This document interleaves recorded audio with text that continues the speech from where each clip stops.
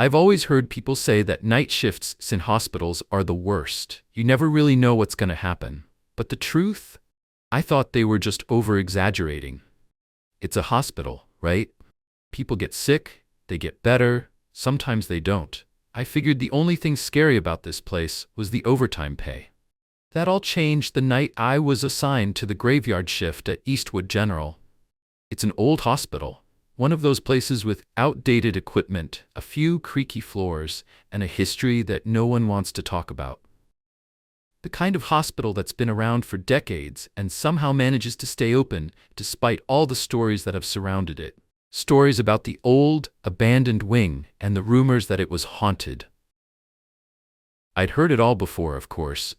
Nurses would laugh nervously when the topic came up, and the doctors would act like they didn't believe in such things. But when it was my turn to take over, no one warned me about what was really hidden beneath the surface. The shift began as any other. The clock on the wall clicked to 10 p.m., and I clocked in, tired from the long day I'd already had. The hospital was eerily quiet, except for the faint hum of fluorescent lights above and the soft tapping of my shoes on the linoleum. The nurse in charge for the night shift was this older woman named Carol. She was gruff and didn't have much patience for small talk, but she'd been working here for over 20 years, so I figured she knew the ins and outs of the place. She barely looked at me when she handed me the keys to the supply closet and gave me a clipboard full of patient information. "Don't go near the lower levels," she said, her voice low and almost a whisper. "There's nothing down there but trouble." I paused, unsure of how to respond. "The lower levels?" I asked, trying to sound casual. Carol glanced over her shoulder, as if making sure no one else was listening. "The old ward," she muttered. "Don't go down there, just trust me." It was a strange thing to say, but I shrugged it off. I had no intention of exploring abandoned parts of the hospital in the dead of night, and I had too much work to do to pay attention to rumors. The first few hours passed without incident. The occasional call bell, a few patients needing help with their IVs, and some paperwork to catch up on. But as the night dragged on, the air began to change. I don't know how to explain it, but something felt off. It wasn't until just after midnight that I found myself walking down the hallway leading to the old wing. I needed to grab something from the supply closet at the far end, and I didn't think much of it. The hall was dimly lit, and I noticed a few doors that had been sealed off years ago, their windows boarded up with faded signs reading, "Caution, do not enter." But then, as I passed the old wing, I heard something, a faint noise like a whisper. I stopped and glanced around, trying to pinpoint where it came from. The hospital was quiet, too quiet. The sound came again, barely audible this time, but unmistakable. "Help us." I froze. My heart began to race, and the temperature in the hallway seemed to drop. I thought maybe it was just the wind, but the air felt thick, almost suffocating. I turned the corner and saw the door to the old ward slightly ajar. My mind screamed at me to leave, to turn back, but something pulled me forward. I stepped closer, peeking inside. The ward looked abandoned, just like I expected. Empty beds, dusty sheets, old medical equipment left to decay. The silence was deafening, and for a second I thought I was imagining things. But then I heard it again. A voice, clearer this time. "Help us, please." It wasn't coming from any patient. There was no one there. I backed away, my pulse pounding in my ears, and as I did, I swear I felt something brush past me, cold and faint like a gust of wind. I turned to run back to the nurse's station, but something stopped me. Something deep inside, like an instinct, told me to turn around. And when I did, I swear I saw a figure standing in the doorway of the old ward. A silhouette, dark against the dim light. And then the door slammed shut with a force that shook the walls. I stood there, heart racing, unable to move. Something had been inside that ward, something, or someone. I had no idea what I'd just witnessed, but I couldn't shake the feeling that it wasn't the last time I'd hear those whispers. The rest of the shift passed in a blur, my mind replaying the events in the old ward over and over. I couldn't shake the feeling that I wasn't alone, that something was waiting for me in the shadows. I kept my head down and focused on my duties, trying to ignore the creeping sense of dread that clung to me. Around 2 a.m., the hospital felt even more deserted. The sounds of the outside world were distant, as though they were muffled by an unseen barrier. I could feel the silence pressing in on me, and it was only getting worse. Every little noise made me jump, and the halls seemed darker than they had been earlier in the night. That's when it happened. I was walking down the hallway, headed toward the break room to grab a much-needed coffee, when I heard something that made the hairs on the back of my neck stand up. A faint sound at first, like footsteps behind me. At first, I told myself it was nothing. It had to be. But then the footsteps came again, closer this time. I glanced behind me, but no one was there. I turned back and kept walking, but the steps followed, almost in rhythm with mine. They were soft but distinct, too distinct to be ignored. I quickened my pace, trying to convince myself that it was just my mind playing tricks on me. But the footsteps didn't stop. They got faster, closer. I whipped around again, my breath catching in my throat. The hallway behind me was empty. Panic began to surge in my chest, and I felt the cold sweat on the back of my neck. There was no way anyone could be walking behind me. This part of the hospital had been empty for hours. Everyone was either asleep or off duty. But the footsteps kept echoing in the hall, just a few paces behind me. I wasn't imagining it. I wasn't crazy. Someone was there. I broke into a run, my shoes slapping against the floor, but the footsteps quickened too, matching my pace. I rounded the corner, desperate to lose whatever was following me, but when I looked back, there was nothing there. No footsteps. No one. The hallway was empty. Again. My breath was coming in ragged gasps and my heart was pounding so loudly I thought it would burst. I backed up slowly, my eyes darting down the hallway, expecting to see something, anything, lurking in the shadows, but all I saw was the long, dimly lit corridor, stretching endlessly into the darkness. I turned and stumbled toward the break room, my hands trembling as I fumbled for the door handle. I needed a moment, just a moment to breathe and collect myself. But as I stepped inside, I froze. There, on the far wall, was a strange shadow, long and contorted, as though something was pressing against the other side of the glass window. I didn't know if it was a trick of the light, but the shape was wrong. It was far too tall, far too thin. It reminded me of the silhouette I had seen in the doorway of the old ward. I blinked, and it was gone. I stumbled backward, my back hitting the door as I rushed to leave. But as I stepped back into the hallway, I couldn't shake the feeling that something was watching me. The air had grown thick again, heavy with an invisible weight. My pulse quickened, and my instincts screamed at me to leave, to run out of that building and never come back. But I couldn't leave. I had responsibilities, patients to tend to. I had to finish my shift. I forced myself to walk down the hallway, ignoring the strange feeling of being watched. But as I passed the elevator, something made me stop. There, standing at the far end of the hallway, was a figure. It wasn't moving, it was just standing there staring at me. I couldn't make out any features, just a dark shape, as if the shadows had taken form and were now waiting for me. I took a step forward, my heart hammering in my chest, but the figure remained motionless. For a moment I was frozen, caught in the gaze of whatever stood before me. Then, without thinking, I turned and hurried down the opposite corridor. As I walked away, I heard it again. The faint sound of footsteps, this time slower, more deliberate. They echoed from the direction I had just come from. And with every step, the whispers from the forgotten ward seemed to grow louder. I didn't want to go back to the old ward. I didn't want to have anything to do with that place, with whatever was lurking in its forgotten corners. But the hospital had a way of pulling you back, no matter how much you tried to avoid it. I couldn't get that strange figure out of my mind, the one standing in the hallway, staring at me. I couldn't explain it, but something about its stillness felt unnatural, like it wasn't human at all. The more I thought about it, the more I realized I had to know what was going on. I needed to figure out what the hell was happening in this place, even if it meant facing whatever was haunting the old ward. I hesitated for a moment outside the ward's door, my hand resting on the cold, rusted handle. The hallway was silent, but the air felt heavy, as if something was pressing down on me. I glanced over my shoulder, half expecting to see the figure from before. But there was nothing. The hallway was empty. I took a deep breath and pushed the door open. The stale air hit me like a physical wall.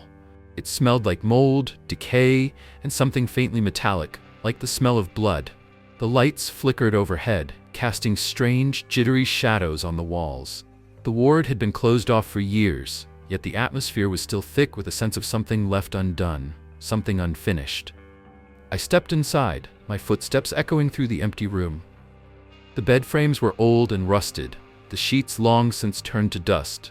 Medical equipment sat forgotten in the corner, its once pristine surface now covered in layers of grime.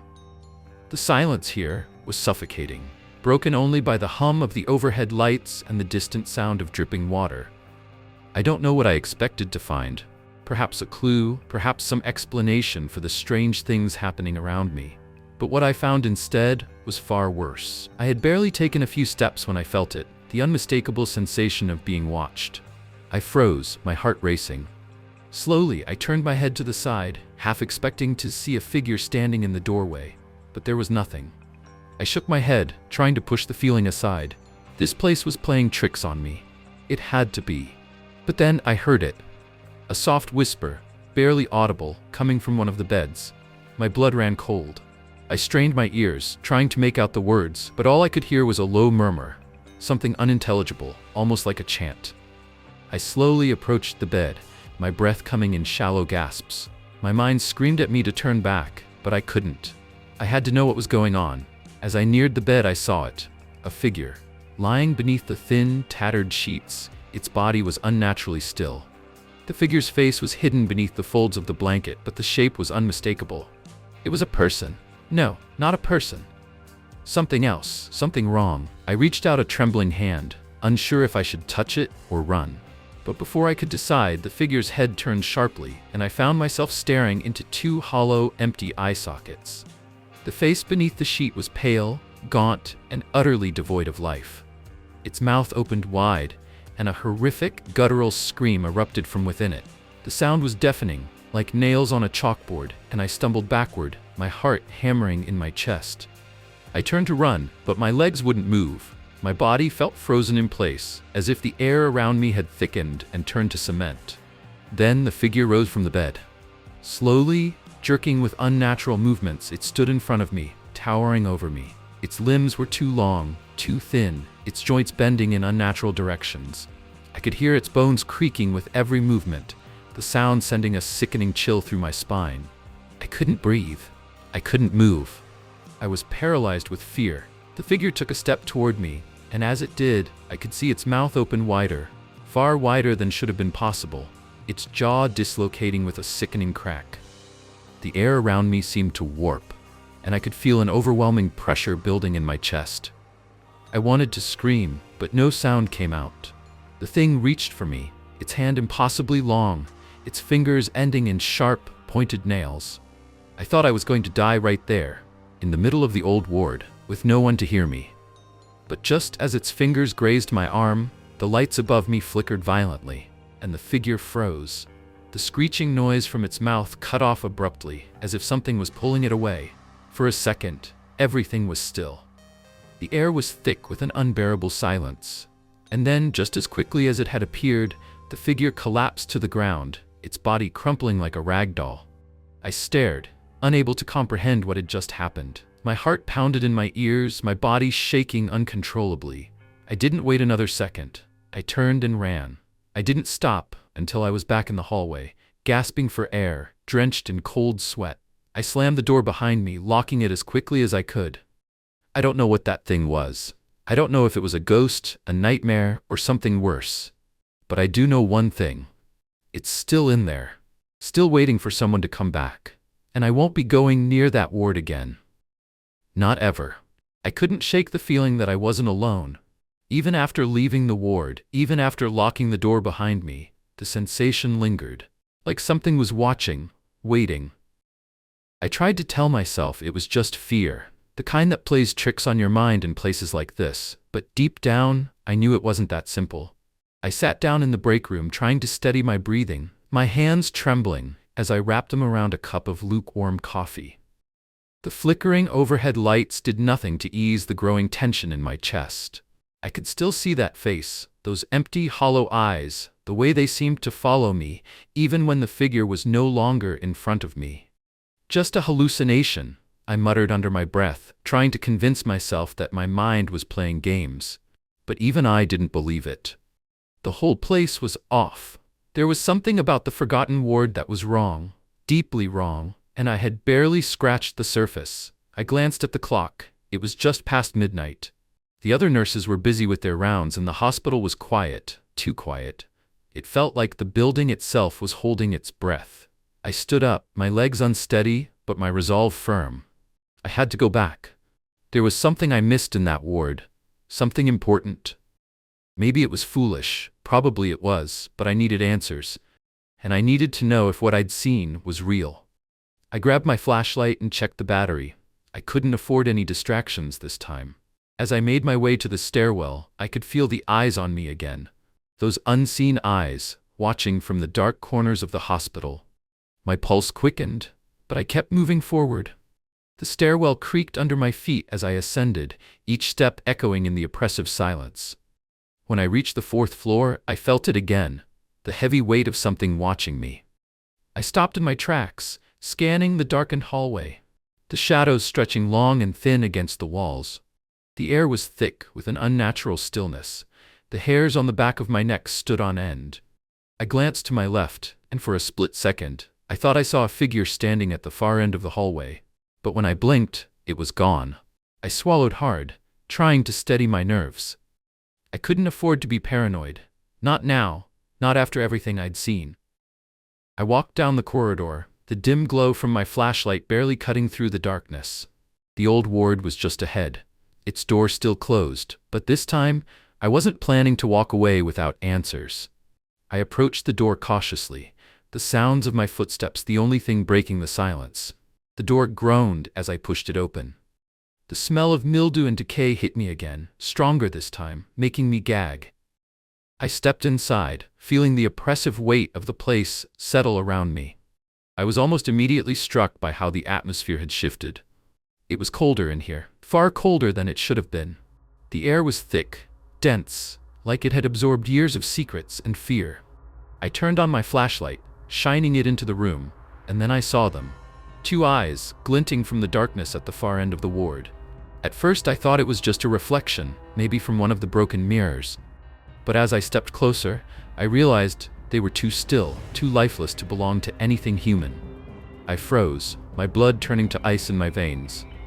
The eyes didn't blink, they just stared at me, empty, cold, unblinking. I wanted to scream, but my voice wouldn't come. My body was frozen in place as if something was holding me here, trapping me in the spotlight of that gaze. And then they moved. Just a slight shift to the left, but enough to make my heart skip a beat.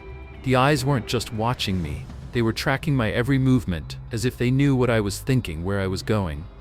I backed away slowly, my pulse thundering in my ears.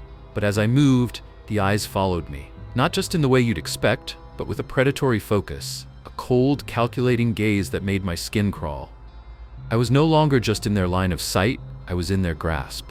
I snapped my head to the side, searching for an escape.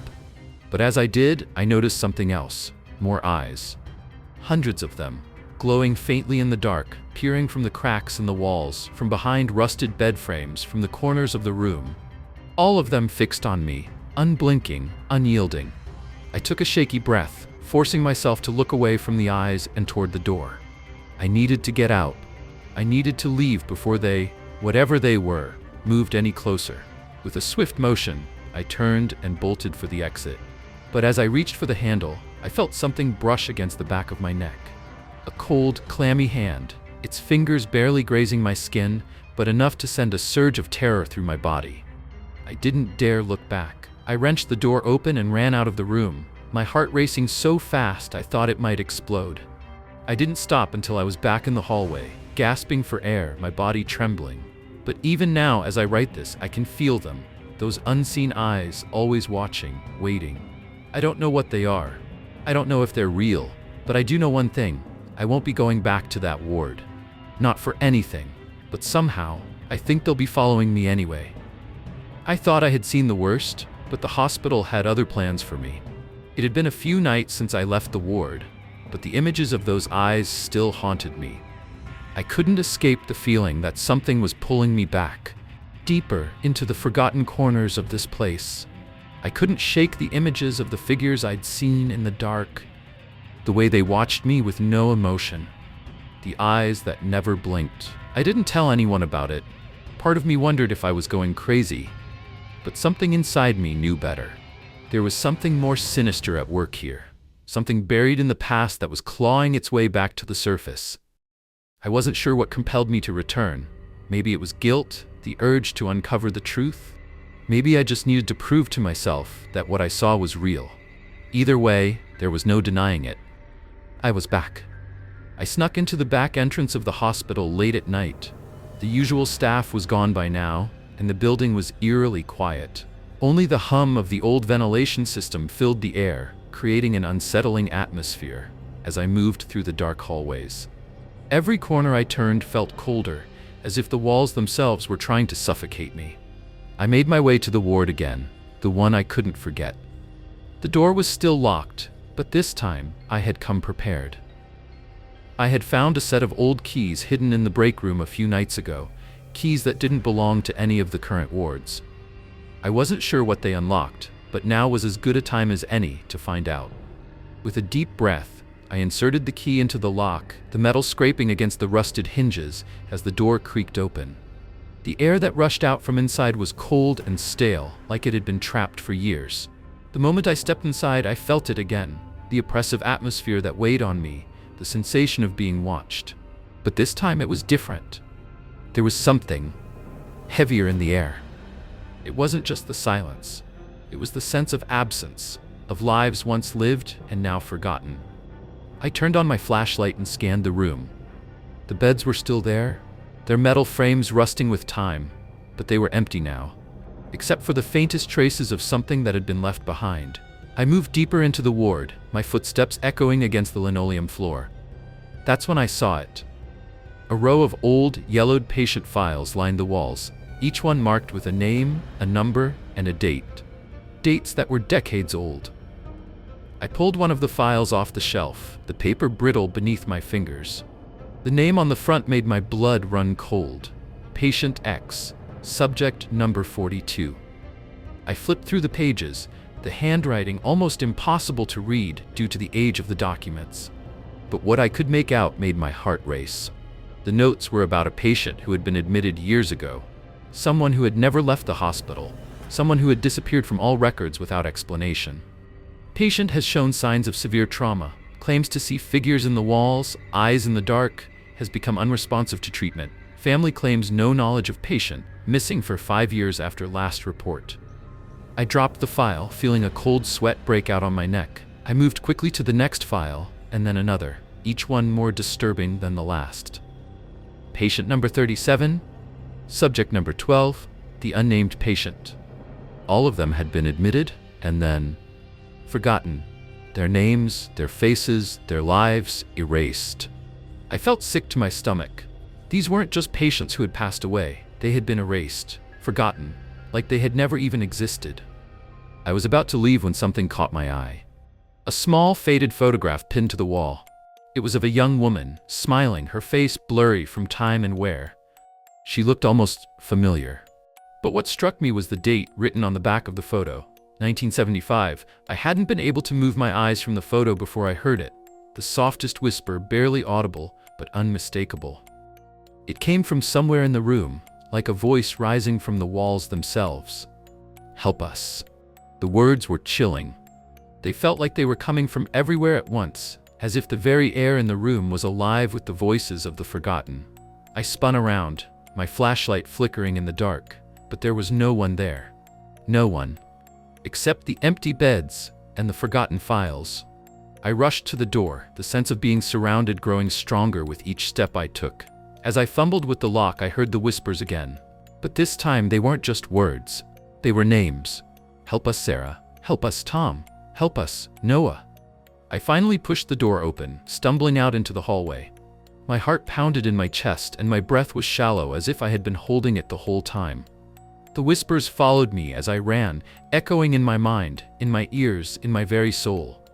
There was no escaping them, no escaping the forgotten souls that still lingered in the shadows of that ward. I didn't know who these people were, or what had happened to them. But I knew one thing for sure. I was never coming back. I stood frozen in the hallway, my pulse hammering in my chest, my breath coming in shallow gasps. The whispers that had followed me from the ward still clung to the air, like an invisible weight pressing down on me.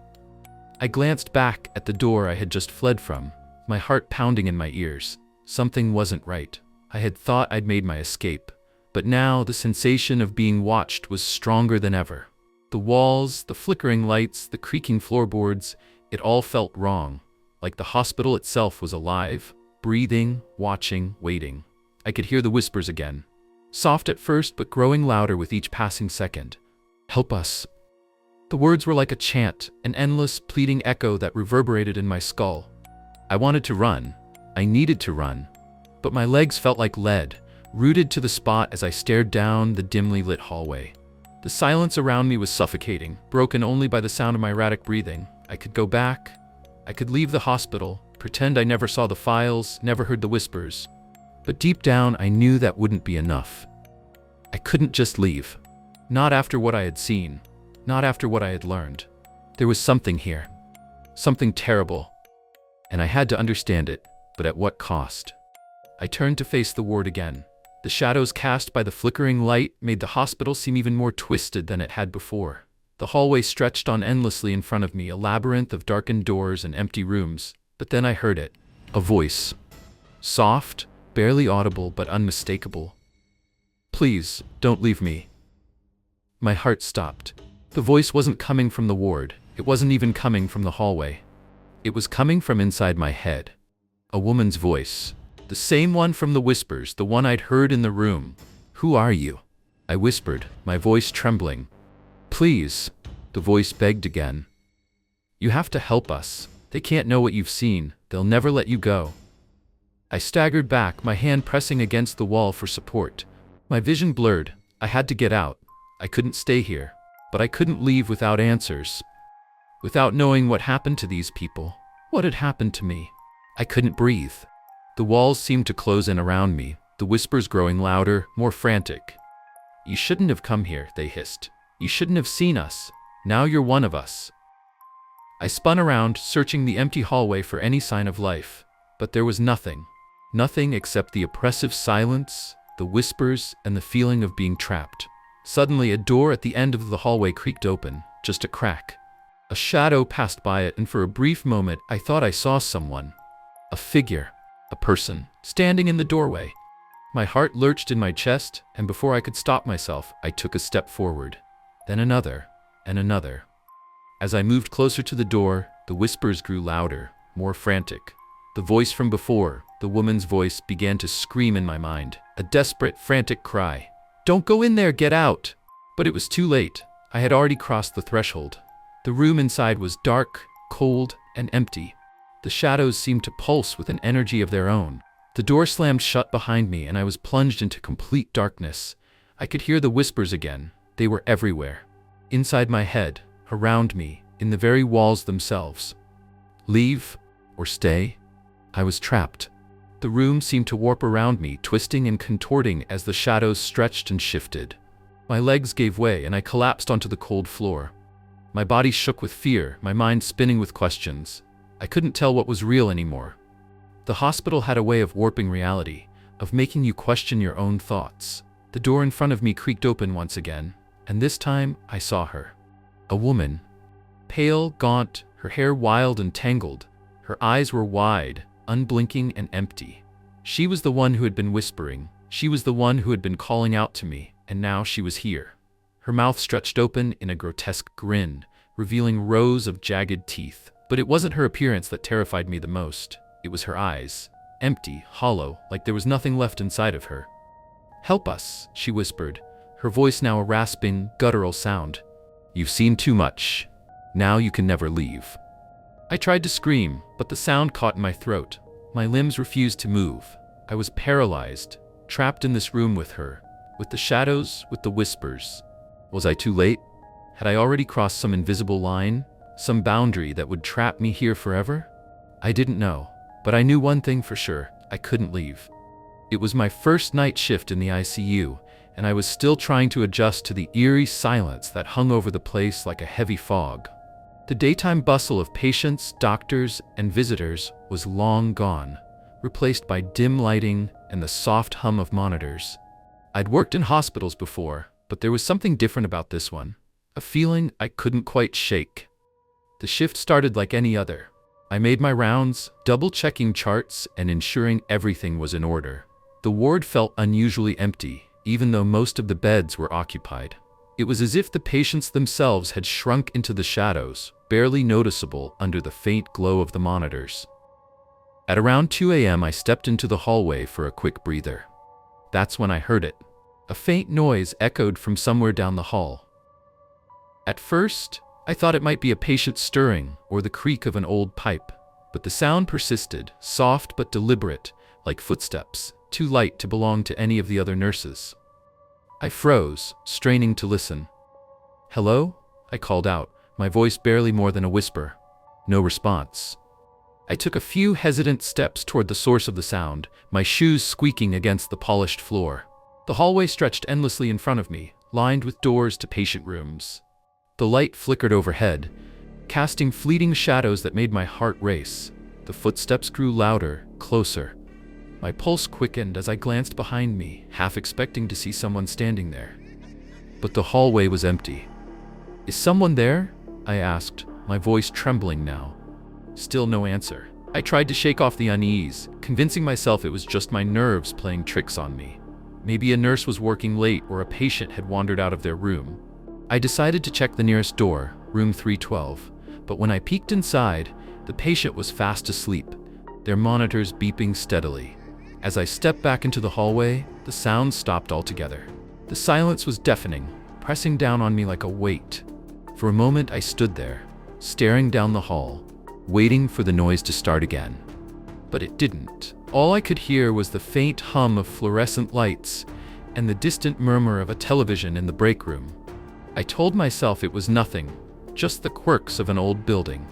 But deep down, I knew better. Something or someone was there with me that night, and they didn't want to be seen. By my second night shift, I had convinced myself that the footsteps were just an overactive imagination, fueled by too much caffeine and not enough sleep. Hospitals can be creepy at night, after all. That's what I told myself. But the ICU didn't make it easy to forget. Every hallway felt unnaturally long, every shadow stretched too far, and every flickering light seemed to pulse with a life of its own. It was around 3 a.m. when I noticed the door. I'd been restocking supplies near the end of the ward when something caught my eye, a door that I hadn't seen before. It was tucked into the corner of the hallway, partially obscured by an old equipment cart. Unlike the others, this door didn't have a number or nameplate, just plain, chipped white paint.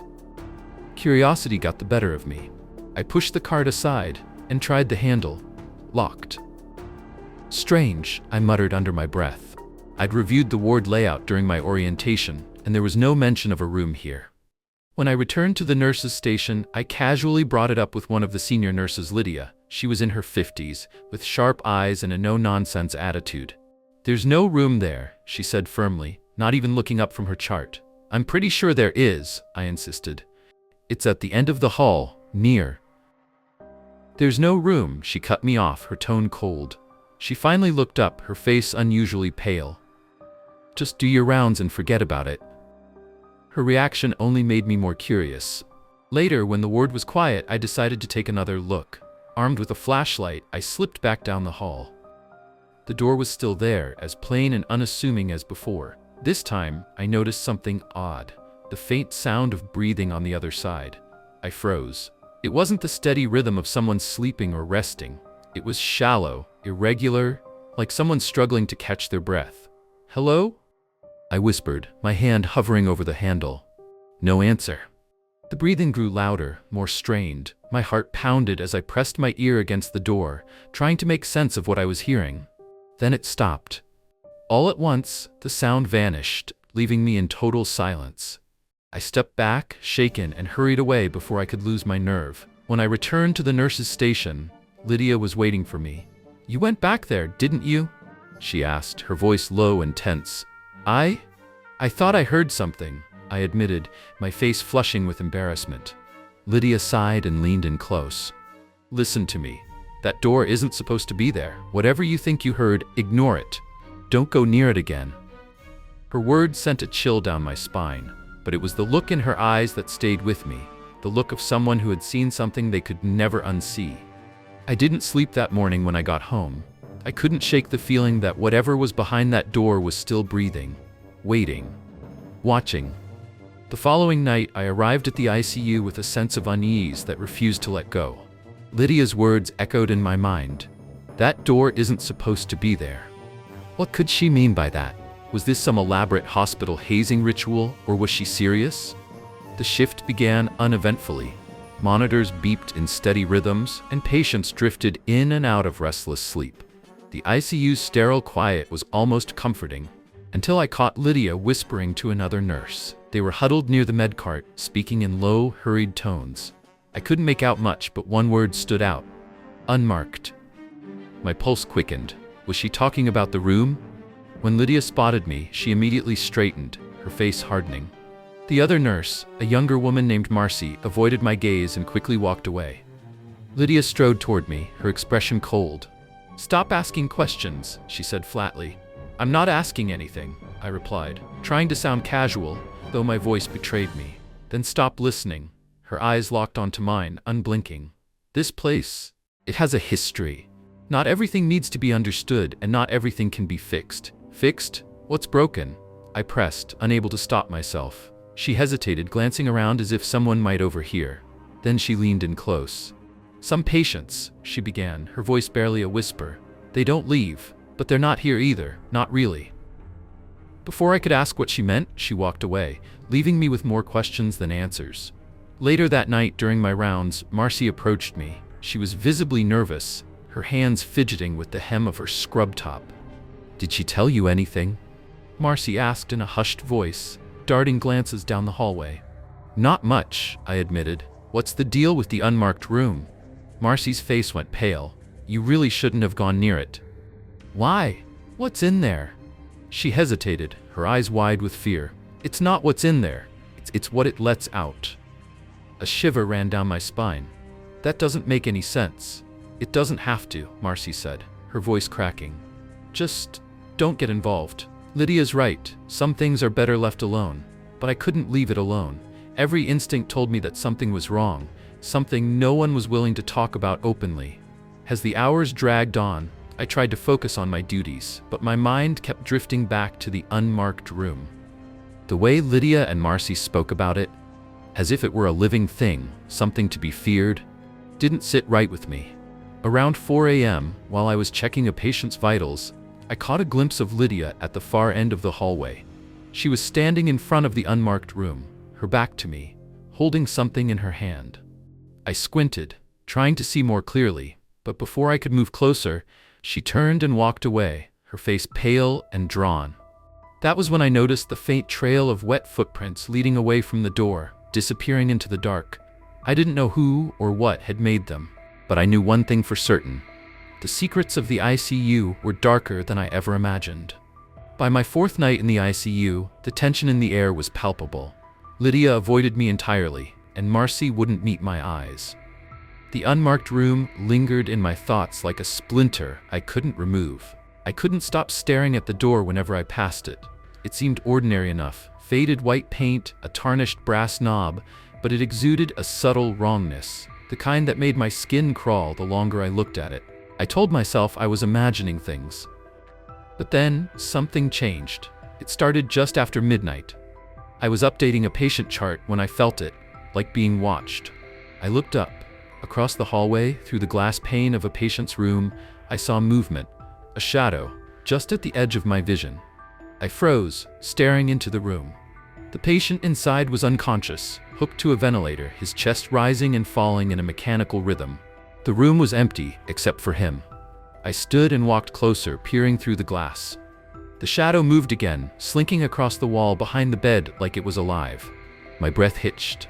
It wasn't just a trick of the light. The shadow had no source. I stepped back, my heart pounding, and turned to find Lydia standing behind me. "Don't look at them," she said firmly, her voice low. "At what?" I asked, my voice trembling. Her jaw tightened. The ones behind the glass. Pretend you didn't see anything. But, promise me, she interrupted, grabbing my arm. Her grip was stronger than I expected. If you see something, you look away. You don't acknowledge it. That's how you stay safe. Before I could respond, she walked away, leaving me rattled. The rest of the night was quiet, but the unease clung to me like a second skin. I couldn't shake the feeling of being watched. Every time I passed a patient's room, I found myself glancing at the glass, half expecting to see those shadows again. Around 3 a.m., I was sitting at the nurse's station when the security monitor flickered. My stomach dropped. The unmarked room appeared on the screen. The door was open. The hallway was empty, but the camera feed seemed wrong. The lighting was dimmer than it should have been, and there was a faint distortion in the footage, like static rippling across the image. I blinked, and for a split second, I saw it. A figure, tall and gaunt, standing just inside the doorway. Its head tilted unnaturally to the side, as if listening. The screen flickered again, and it was gone. I stared at the monitor, my hands shaking. I needed to check the hallway to confirm what I'd seen, but every instinct screamed at me to stay put. Then I heard it. A soft tapping sound coming from the hallway. Tap, tap, tap. It was slow and deliberate, growing louder with each step. My throat tightened as the sound drew closer to the nurse's station. I forced myself to stand and peek around the corner. The hallway was empty. But the unmarked room's door was wide open, and a faint trail of wet footprints led away from it, disappearing into the shadows at the end of the corridor. I backed away, my heart hammering in my chest. Whatever was happening in the ICU, it wasn't just my imagination. Something was here with us, lurking in the shadows, watching from the other side of the glass. And I was terrified it wasn't done with me yet. By the 5th night, I was unraveling. The shadows, the strange noises, the unmarked room, they weren't random. They were connected, and the threads of their story were tightening around me. It began subtly that night. The air felt heavy, almost suffocating, as if the hospital itself was holding its breath. The whispers started faintly, barely audible over the hum of machinery and the distant footsteps of other staff. At first I thought it was my imagination, a side effect of exhaustion or my frayed nerves. But as the night dragged on, the voices grew louder, distinct. They weren't coming from the patient rooms or the hallway. They were all around me, a disembodied murmur that made my skin crawl. Help us. The words were clear this time, faint but unmistakable, and they seemed to echo from the walls themselves. I gripped the edge of the nurse's station, trying to steady myself. Who's there? I whispered, my voice trembling. Silence answered me, but only for a moment. Find it, the voices urged, overlapping and chaotic, like dozens of whispers converging at once. The truth is buried. Find it. A cold chill ran down my spine. I wanted to run, to leave the ICU and never return, but something held me there. A pull I couldn't explain. Marcy approached then, startling me out of my daze. You look like you've seen a ghost, she said, trying to smile, but there was an edge to her voice. Have you heard anything strange? I asked, my voice barely above a whisper. Her expression darkened. You need to stop asking questions. Some things in this place are better left alone. Marcy, please, I need to know. What's going on here? She hesitated, glancing over her shoulder, as if making sure no one else was listening. Then she leaned in close. There's a reason that room doesn't have a name, she said, her voice low. It's not supposed to exist. It was sealed off years ago, after. She trailed off, her eyes darting to the unmarked room's door. After what? I pressed. She shook her head, stepping back. I've said too much. Just stay away from it. And if you hear them calling, don't answer. Before I could ask anything else, she walked away, leaving me more confused and terrified than ever. I couldn't let it go. I had to know the truth. The whispers had told me to find it, and I couldn't shake the feeling that they meant the unmarked room. Summoning every ounce of courage I had, I grabbed a flashlight and approached the door. It felt colder here, the air heavier. The door, which had been open the night before, was now slightly ajar, as if inviting me in. I pushed it open, my heart pounding in my chest. Inside, the room was empty except for a single hospital bed in the center. The mattress was stripped bare, the frame old and rusted. On the far wall, a faint outline of something had been painted over. Symbols, maybe, or writing that I couldn't quite make out. The whispers returned, louder now, filling the room with their chaotic murmur. "Look beneath," they urged. My hands trembled as I crouched and shone the flashlight under the bed. There, half buried in dust, was a small metal box. I pulled it out, my breath hitching as I opened the lid. Inside were old photographs, yellowed and faded, of patients and staff. Their faces were blurred, but the backdrop was unmistakable. It was the ICU. Among the photos was a journal, its cover cracked and worn. I flipped through the pages, my heart sinking as I read the scrawled entries. They spoke of experiments, patients being admitted under false names, and the whispers, always the whispers. One entry stood out, written in hurried, desperate handwriting.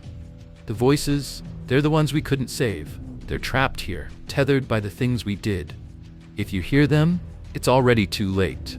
The flashlight flickered, and the room grew colder.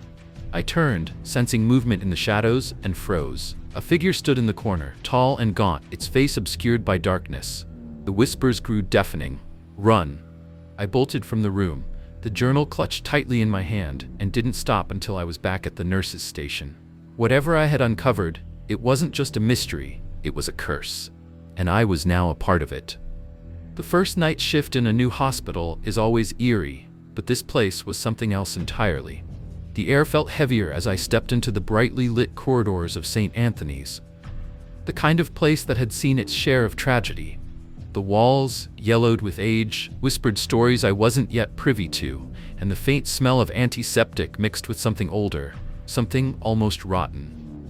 I was shadowing Nurse Wallace, a wiry man with dark eyes and a voice that carried authority. He seemed unbothered by the long shadows cast by the dim emergency lighting, but I felt them creeping closer with each step. "Stick to your rounds," he said as we entered the West Wing. "Patients here are quiet, but don't linger. There's work to be done." Work to be done. That's all it was supposed to be. A job, a paycheck. The kind of monotony I craved after my chaotic personal life. But something about the West Wing unsettled me. The hallway stretched on endlessly, its flickering fluorescent lights buzzing like insects. The doors were labeled with faded plaques, the names of long-gone doctors barely visible. We reached operating room 4, and Nurse Wallace handed me a clipboard. "Take inventory. Supplies have been going missing, and management wants it documented." The room felt colder than the hallway. My breath puffed out in faint clouds as I entered, the door creaking behind me. The operating table stood in the center, its metal surface gleaming under the harsh overhead light. Instruments were neatly arranged on trays, but they looked wrong, like they hadn't been touched in years.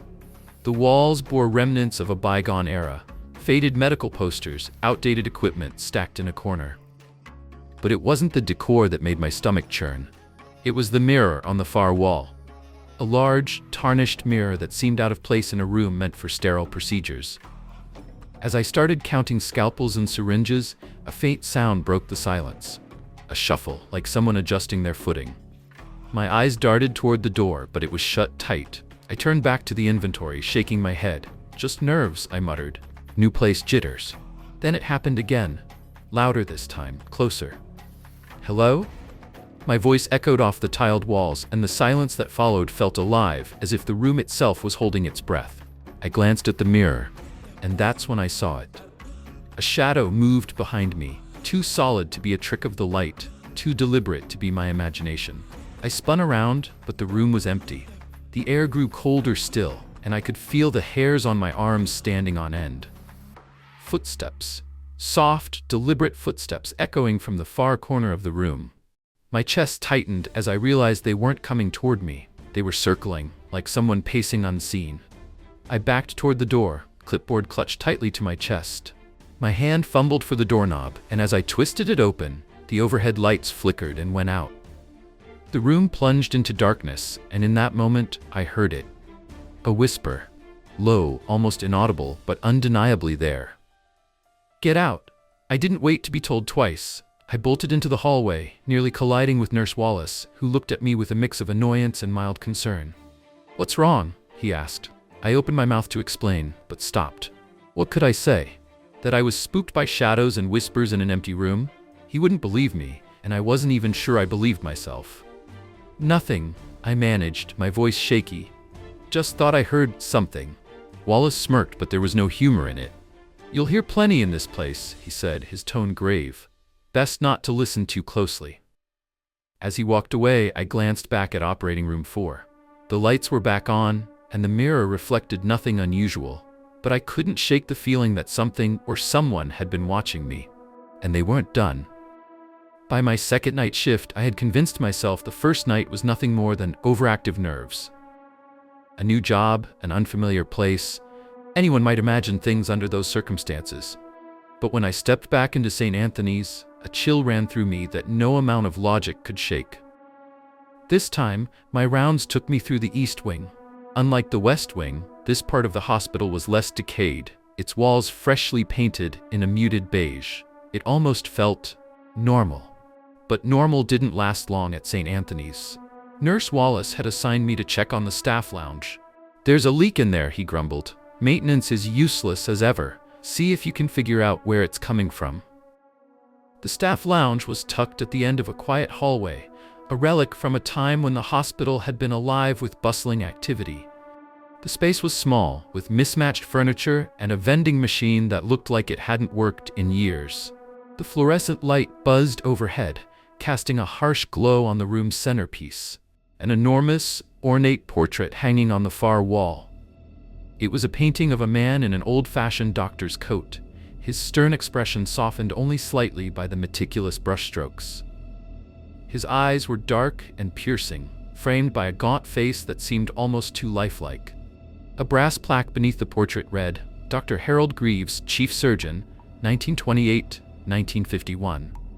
I couldn't explain why, but the sight of that portrait made my stomach churn. There was something wrong with the way the doctor was depicted. His eyes seemed to hold a glint of malice, a smirk barely visible beneath his mustache. I found myself averting my gaze as I moved toward the sink to inspect the supposed leak. The water dripped steadily, a soft plink that echoed in the otherwise silent room. As I crouched to peer under the sink, I felt it, the unmistakable sensation of being watched. My skin prickled, and a knot formed in my stomach. Slowly, I turned my head toward the portrait. Dr. Greaves' eyes seemed to be looking directly at me. I stood up abruptly, my heart racing. "It's just a painting," I muttered, my voice unconvincing even to myself. But no matter where I moved in the room, those eyes followed. It wasn't just an illusion. It felt deliberate, like the doctor was scrutinizing me. A soft creak drew my attention to the door. It was still shut, but I could have sworn I'd heard the faint sound of footsteps just beyond it. I held my breath, straining to listen, but the only sound was the persistent dripping of water. When I turned back to the painting, my blood ran cold. The smirk was more pronounced now, subtle but undeniable. My rational mind screamed that it was impossible, but I couldn't shake the certainty that the doctor was mocking me.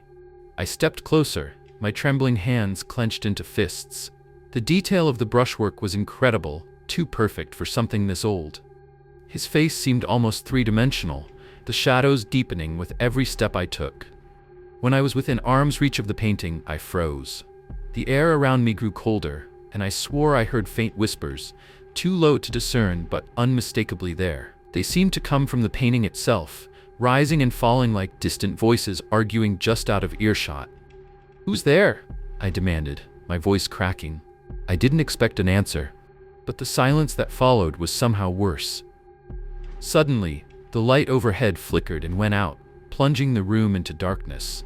My breath hitched as I stumbled backward, groping for the door handle. The whispers grew louder now, circling me like unseen predators, and then I saw it, a faint glow emanating from the portrait. Dr. Greaves' eyes glinted with an unnatural light, and his smirk twisted into something grotesque. The whispers became words, low and guttural. "Leave." The door handle finally gave way, and I burst into the hallway, slamming the door shut behind me. My pulse thundered in my ears as I backed away, staring at the door like it might burst open at any second. Nurse Wallace appeared at the end of the corridor, his brow furrowed. "What the hell's gotten into you?" he asked, his voice laced with irritation. "There's something in there," I stammered, pointing toward the lounge. His expression darkened, and he took a step closer. "Stay out of that room," he said quietly, his voice devoid of its usual edge. "It's better that way." I wanted to press him for answers, but the look in his eyes silenced me. Whatever was happening in this hospital, it was something he knew all too well, and something he didn't want me to uncover. The more time I spent at St. Anthony's, the harder it became to ignore the strange occurrences. It wasn't just the portrait of Dr. Greaves. There were whispers, cold spots, shadows that moved when no one was there. But it was the patients, or rather the patient, that unsettled me the most. It started with a routine shift change. The night had fallen heavy over the hospital, the usual quiet hum of machines filling the hallways. I was heading toward the East Wing when Nurse Wallace stopped me in the hallway, his expression tight and almost too serious. "New patient in room 213, he said, glancing around to make sure no one was near. "Watch yourself. The guy's been in and out of here for years. He's not like the others. Don't trust anything he says. Just keep your distance." I nodded, more confused than anything, but I didn't have time to ask for more details. A new patient was just part of the job. What Nurse Wallace said was odd, though, not like the others. What did that even mean? When I arrived at room 213, the door was slightly ajar. The dim light from inside spilled into the hallway, casting long shadows that danced across the floor. I hesitated for a moment before pushing the door open. What I saw inside made my stomach churn. The patient was lying in bed, eyes closed, his chest barely rising with each shallow breath. His face was gaunt, pale, and his skin seemed unnaturally smooth, almost too perfect. His hair was completely white, although he couldn't have been older than 50. The eerie thing about him wasn't just his appearance.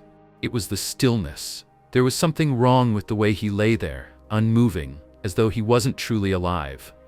I stepped closer, glancing at the chart hanging from the side of his bed. The name read, James Holloway.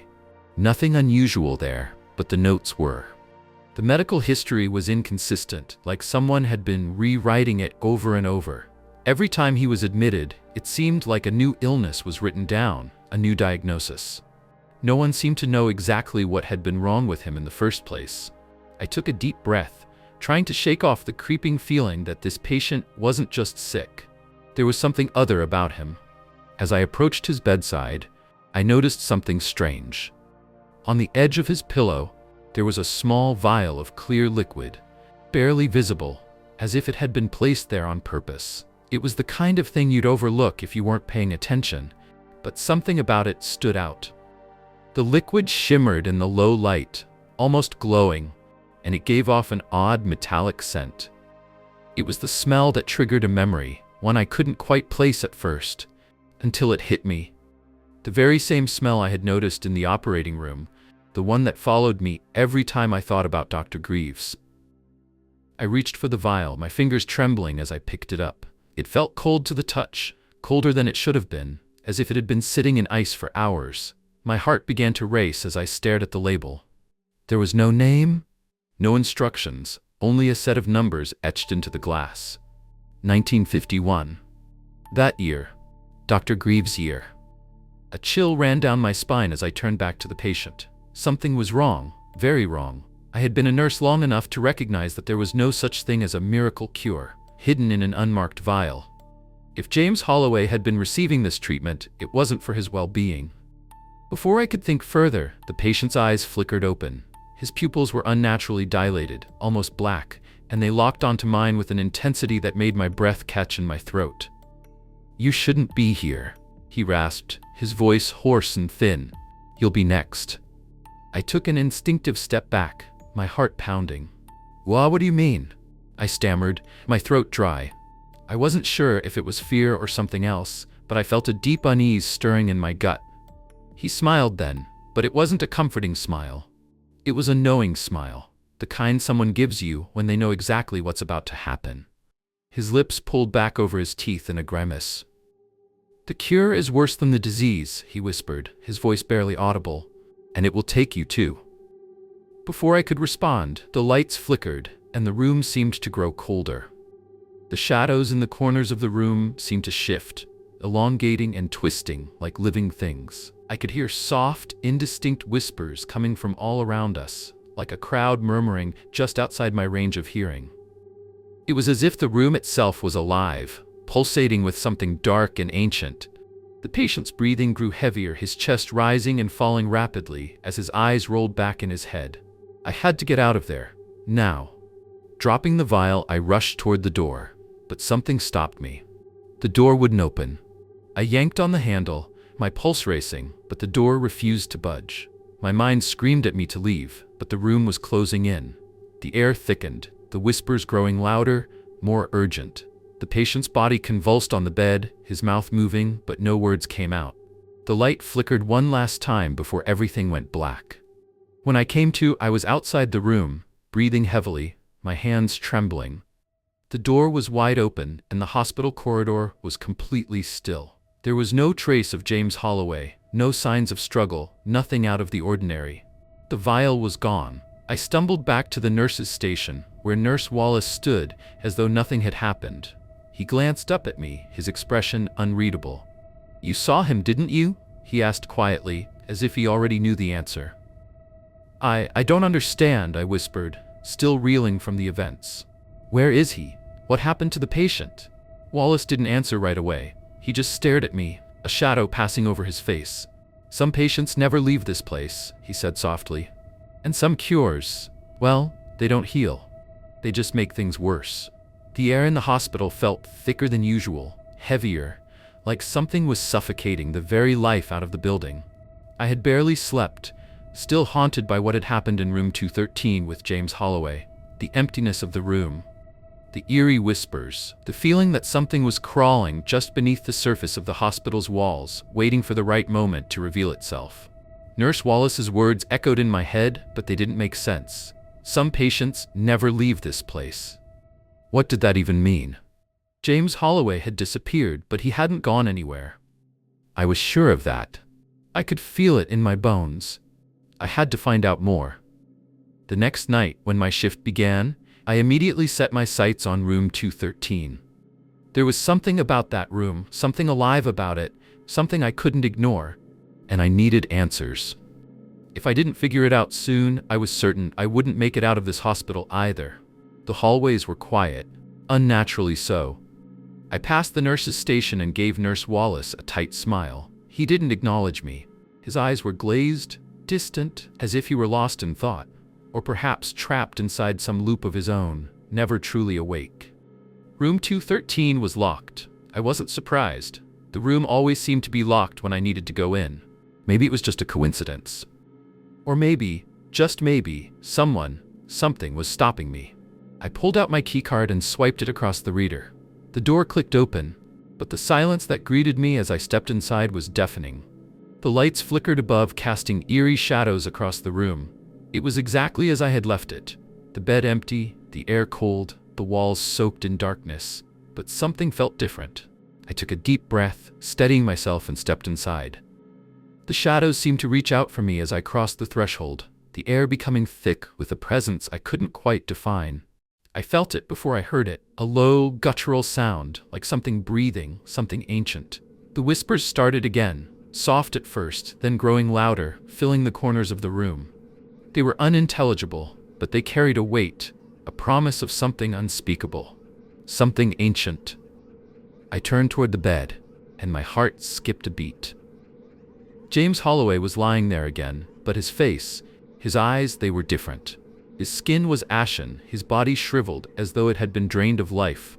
The smoothness was gone, replaced with deep wrinkles, sagging flesh, like a corpse that had been left to rot for days. His eyes, those eyes were wide open, staring at me, unblinking. He wasn't dead. He wasn't alive either. He was something in between. I couldn't tear my gaze away. His lips parted and a voice, hoarse and rasping, slipped from his mouth like smoke. "You shouldn't have come back," he whispered. His voice was like the rustling of dry leaves, hollow and empty. "You're in this place now, just like me." I stumbled backward, my chest tight with terror. The door behind me slammed shut, trapping me in the room with him. The lights flickered, casting shadows that seemed to creep toward me, bending and warping in unnatural shapes.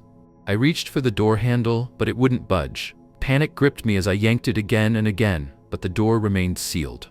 I turned back to James. His eyes locked onto mine, unblinking. "The cure isn't for healing," he whispered. "It's for keeping us here, trapped forever." I couldn't breathe. His words were suffocating, the weight of them pressing down on me.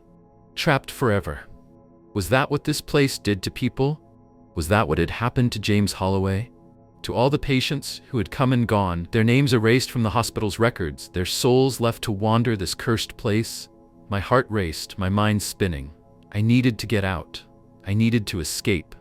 But the shadows were closing in around me, filling the room with a darkness that felt alive, that seemed to pulse with each beat of my heart. I turned back to James, desperation flooding me. "What do you mean? What's happening here?" But James just smiled. A twisted, broken smile that made my stomach churn. "The doctor, he never left, he's here, watching." And then the room went cold. The whispers turned to screams. I heard the sound of footsteps behind me, heavy and deliberate, echoing down the corridor. I spun around, but there was no one there. The door was still shut.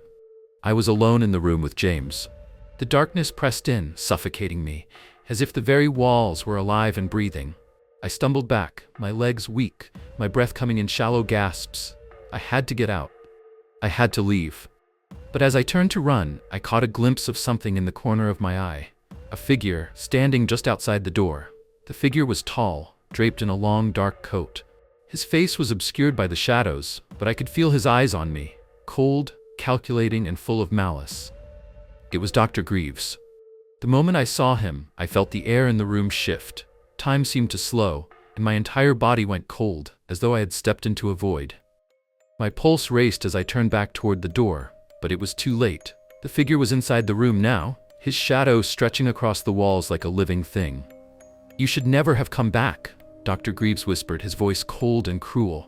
And then the world went black. I should have known something was wrong the moment I set foot in the hospital. It wasn't the sterile smell of antiseptic or the echo of hurried footsteps down the endless hallways. No, it was something deeper. Something I couldn't quite place. Like the feeling you get when you realize you're being watched, but no one is there. I'd just been assigned to the night shift in the hospital's research wing, something no one wanted to do. The last person who had been here at night disappeared without a trace, and they'd quickly stopped asking questions. Room 313 was at the far end of the corridor, an unmarked door that seemed to be hidden away from the rest of the building, like it was forgotten. The hospital had a reputation for conducting experimental treatments, and some of the older staff whispered about things they'd seen or heard. I thought they were just stories, nothing more than exaggerated tales to pass the time. But when I was handed the keys to room 313, I couldn't shake the feeling that the stories were much more real than I'd ever imagined. The first time I saw it, I wasn't meant to. I was running an errand for one of the senior doctors, delivering a set of files. As I walked down the corridor, I noticed the door at the end. The number 313T was etched faintly on the brass plate, barely visible in the dim light of the flickering overhead bulbs. It was an odd door, heavy, old, and framed by a thin crack of light from underneath. I hesitated, feeling an overwhelming urge to walk away, but curiosity got the better of me. I stepped closer, and my fingers brushed the cold metal of the handle. The door was locked, but there was something about it that drew me in, like it was calling me. I looked around, half expecting someone to catch me standing there, but the hallway was deserted. The hairs on the back of my neck stood up. There was a faint sound, just a whisper, coming from the other side of the door. At first, I thought it was the wind, or perhaps the hum of the hospital's ventilation system. But then the whispering grew louder, more distinct, like someone was right there, speaking just out of reach. My heart raced. I had to leave. This wasn't right.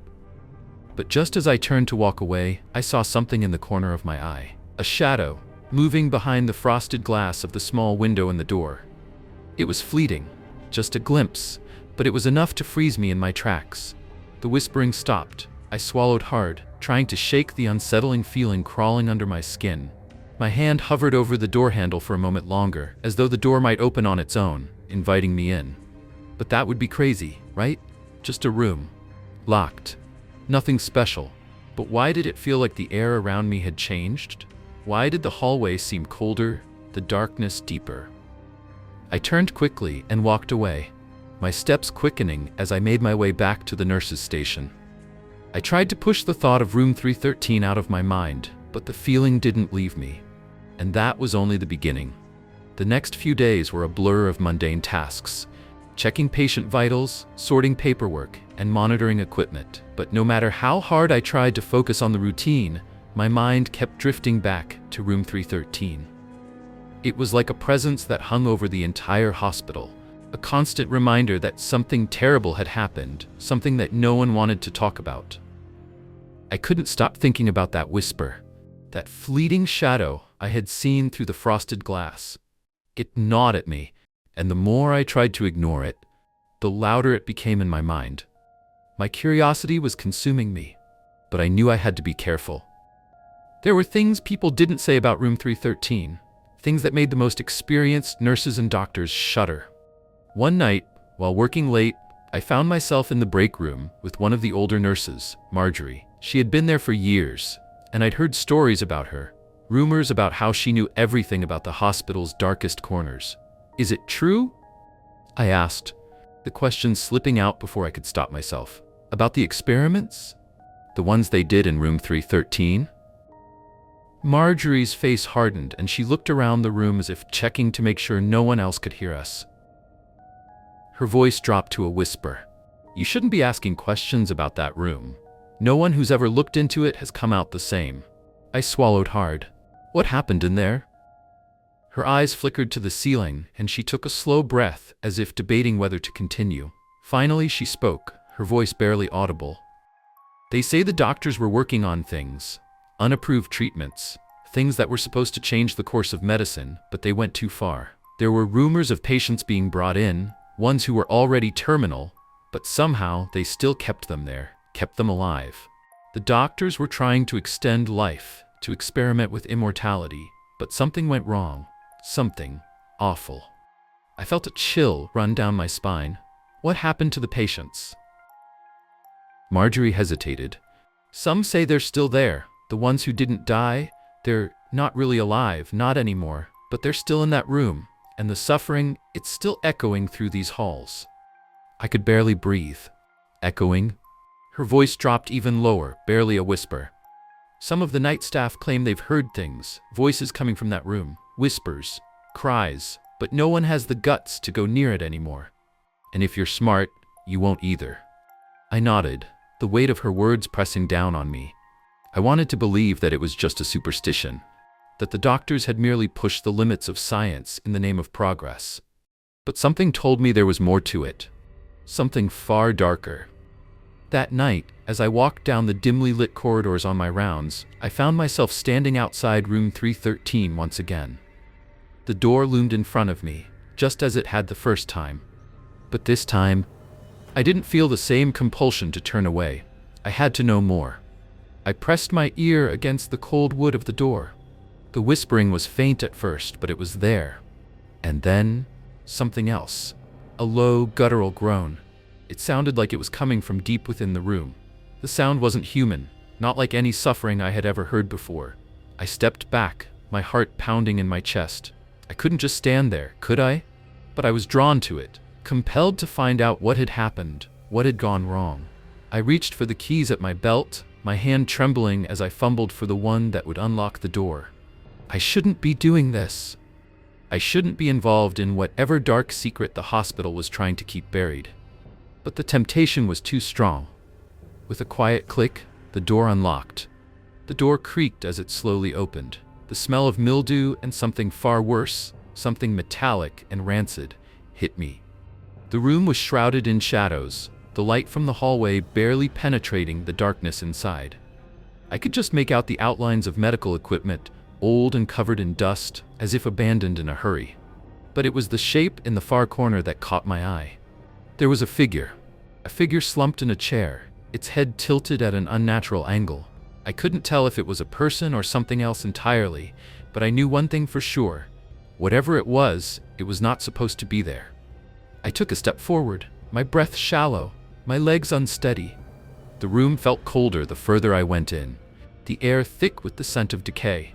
Suddenly, the figure's head jerked up, its eyes glowing faintly in the darkness. And then, with a raspy voice, it spoke, "You shouldn't have come." My blood ran cold. And then the door slammed shut behind me, trapping me inside. The room went deathly silent after the door slammed shut behind me. For a moment, I stood frozen in place, the weight of what had just happened sinking in. The figure in the corner hadn't moved, but I could feel its presence like a heavy blanket pressing down on me, suffocating me. The whispers were back now, louder, clearer than before, but they weren't coming from the figure. They were coming from the walls. I turned slowly, trying to make sense of what I was hearing. The walls seemed to pulse, a faint, rhythmic vibration that resonated in my bones. The whispers were soft at first, so faint I could barely make them out. Words, names, my name. Then they grew louder, more urgent. Help us. I shuddered, my heart racing in my chest. The voice sounded so real, as if someone were standing right beside me, whispering directly into my ear. I spun around, but the room was still empty except for the rusted medical equipment and the figure in the corner. No one was there. I had to get out. I couldn't breathe. The walls were closing in on me. "Who's there?" I shouted, my voice cracking. "What do you want?" The figure in the corner didn't answer. It just sat there, motionless, its eyes staring into the darkness. But the whispers continued, growing louder and more frantic. They sounded like they were coming from all directions now, from within the walls, the floor, the very air around me. "We've been waiting for you." I stumbled back, my legs trembling beneath me. My mind was racing, trying to process what was happening. There had to be an explanation. It couldn't be real, could it? But everything I had felt since stepping into this room, the coldness, the dread, the presence, told me otherwise. A cold draft swept through the room, sending a shiver down my spine. The whispering grew louder, and I realized with a sickening jolt that the voices weren't just speaking to me. They were coming from people. Patients. Lost souls, trapped in this cursed place, begging for release. The doctor, he did this to us. I couldn't take it any longer. I had to get out of there. I turned back toward the door, but it was no longer where I had left it. The room seemed to stretch out before me, and the walls began to close in, the shadows growing darker and thicker. The whispering voices intensified, now all speaking in unison. "He trapped us here. Forever." I reached for the door handle, but my hand passed straight through it, as if the door wasn't even there. I tried again, my pulse hammering in my ears, but the same thing happened. My fingers brushed against empty air. The voices were growing louder, more desperate. My head was spinning, the sounds of their cries filling my mind, drowning out everything else. "We can't escape. None of us can." Then, from the corner of the room, the figure stirred. Its head tilted to one side, and slowly it began to rise from the chair. The movement was slow, unnaturally so, like the figure had been sitting there for centuries, frozen in time. I wanted to scream, but my throat was dry. I wanted to run, but my legs wouldn't move. The figure took a step toward me, its limbs creaking and snapping as it moved, like something long dead trying to animate itself. The whispers grew louder, their words becoming clearer with every step the figure took. "Join us," the voice said. But it was not the same voice I had heard earlier. This one was deeper, raspier, as if the figure had been screaming for years without a break. I finally managed to tear my gaze away from the figure and back to the walls. The shadows within them were shifting, pulsing, as if something was trying to break free from inside. The whispers were growing louder, more intense, and I could feel the pressure building, squeezing me from all sides. "You're one of us now." The words hit me like a punch to the stomach. The room was closing in around me, the walls pressing closer with every passing second. The shadows were everywhere, filling every corner of the room, creeping toward me. I was surrounded. The figure let out a soft, guttural laugh. It was the most chilling sound I had ever heard, like nails scraping against a chalkboard, or the sound of something inhuman trying to speak. And then, in an instant, the room went silent. I felt it before I saw it. The oppressive weight lifting off my shoulders, the pressure easing up, the suffocating whispers dying down. I was alone again, or was I? The figure was gone, but the presence lingered, hanging in the air like a thick fog. And then I heard it again, soft, almost imperceptible at first. "Help us." But this time the voice wasn't from the walls, it was from behind me. I turned slowly, heart pounding in my chest, and saw something that made my blood run cold. The figure had returned, and this time it was standing right behind me. It reached out, and I screamed. The scream echoed in the empty room, bouncing off the walls like it had nowhere else to go. I couldn't breathe. My throat burned as I gasped for air, but it felt like the room was pressing in on me, suffocating me from all sides. My pulse hammered in my ears, louder than the blood rushing through my veins. I didn't dare look back. I couldn't, but I felt it. Those eyes boring into me from the darkness, watching, waiting. I knew that whatever was behind me wasn't human. It wasn't even alive in any sense I could understand. I stood frozen, feeling my legs grow weak beneath me, but I couldn't move. My eyes darted around the room, searching for any sign of escape, any way to break free from the nightmare that had trapped me here. The air was thick now, heavy with the oppressive weight of something ancient and hungry. I could feel it crawling up my spine, its presence like an icy finger tracing the length of my back. The figure I had seen earlier, had it moved? Was it still there? I couldn't tell. My vision was blurred, my body in a haze of fear and disbelief. And still, the eyes watched. They were everywhere. Everywhere. I tried to focus on the faint outlines of the room, but the shadows seemed to stretch unnaturally, curling and twisting, as though they had lives of their own. The walls no longer felt solid, and the corners of the room appeared to be bleeding into each other. The very air shimmered with an unnatural energy, pulsing with something dark, something that did not belong. I dared to glance over my shoulder. Nothing. But that didn't make the feeling go away. The presence, the eyes, they were still there, lingering just beyond my vision, hovering in the periphery of my mind, pulling at the edges of my sanity. My heartbeat was deafening, and I could hear my breath come in ragged gasps. The temperature in the room had dropped. It was so cold now, I could see my breath cloud in front of me. My hands trembled violently, but I couldn't stop them from shaking. The whispering voices were back, but they were different this time. They weren't coming from the walls.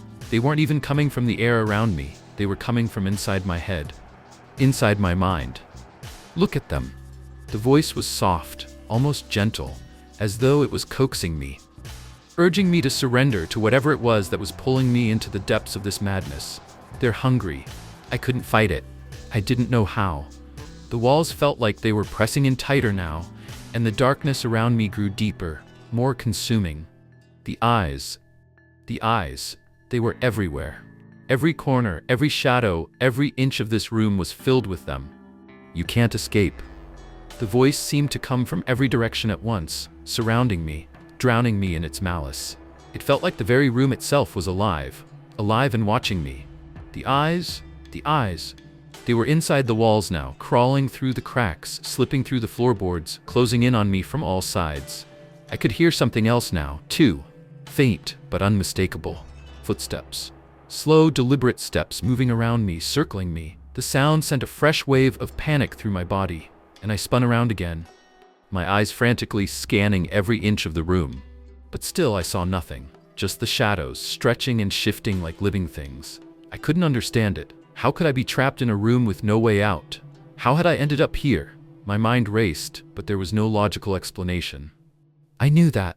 There was nothing left to explain. This place was beyond reason. Look. The voice was different now, harsher, demanding. And just like that, I couldn't resist. My eyes were drawn to the far corner of the room, where the shadows seemed to gather and converge, pulling themselves together into a thick, impenetrable mass. I took a hesitant step forward, my heart thudding against my ribs like it might explode. I had to know. I reached out, my hand trembling as I inched closer to the shadowed corner. The temperature dropped even further, and the hairs on the back of my neck stood on end. And then I saw them. The eyes. 100 pairs of eyes, no, 1,000. They were all staring at me, glowing faintly from the darkness, their cold, lifeless stares piercing into my very soul. Some were small, barely noticeable, while others were large, wide, and unblinking, fixed on me with an intensity that made my stomach churn. They were moving now, too, blinking, shifting, crawling across the walls, the floor, the ceiling. The eyes, they had no end. They were everywhere, filling every inch of the room. They're waiting for you. The voice was louder now, its tone heavy with dread. I felt something in the room move. Something alive, something powerful. The eyes were getting closer, their gaze burning into my skin like hot needles. I screamed, my body shaking violently. But the scream was swallowed by the room, absorbed into the darkness, and when I opened my mouth again, I realized I couldn't make a sound. I was surrounded. Trapped. And the eyes? They were closing in. "You're ours now." I could feel it. The darkness was reaching for me. The cold, empty eyes were all around me. There was nowhere to run, nowhere to hide. I was never going to leave this room.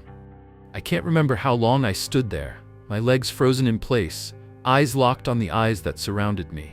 Time had ceased to exist in this forsaken room. Each breath I took felt like a struggle, my chest tightening with the realization that I might never leave.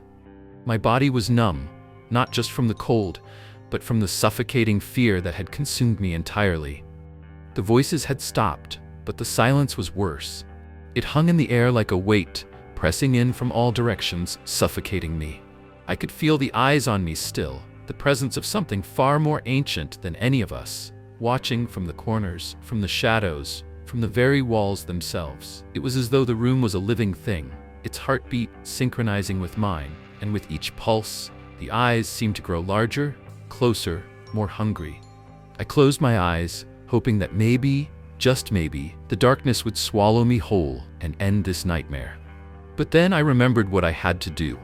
I remembered the stories, the ones I had heard, the warnings that others had whispered about this place. I had been so close to uncovering the truth, yet I had been blinded by my own fear. The air seemed to shift, and in that moment I knew. The truth wasn't just in the eyes or in the shadows.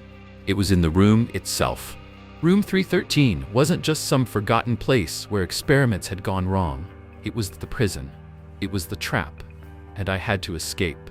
I forced my eyes open, my mind swirling with the whispers that still clung to me. The door, I turned toward the far corner of the room, where the door had been when I first arrived.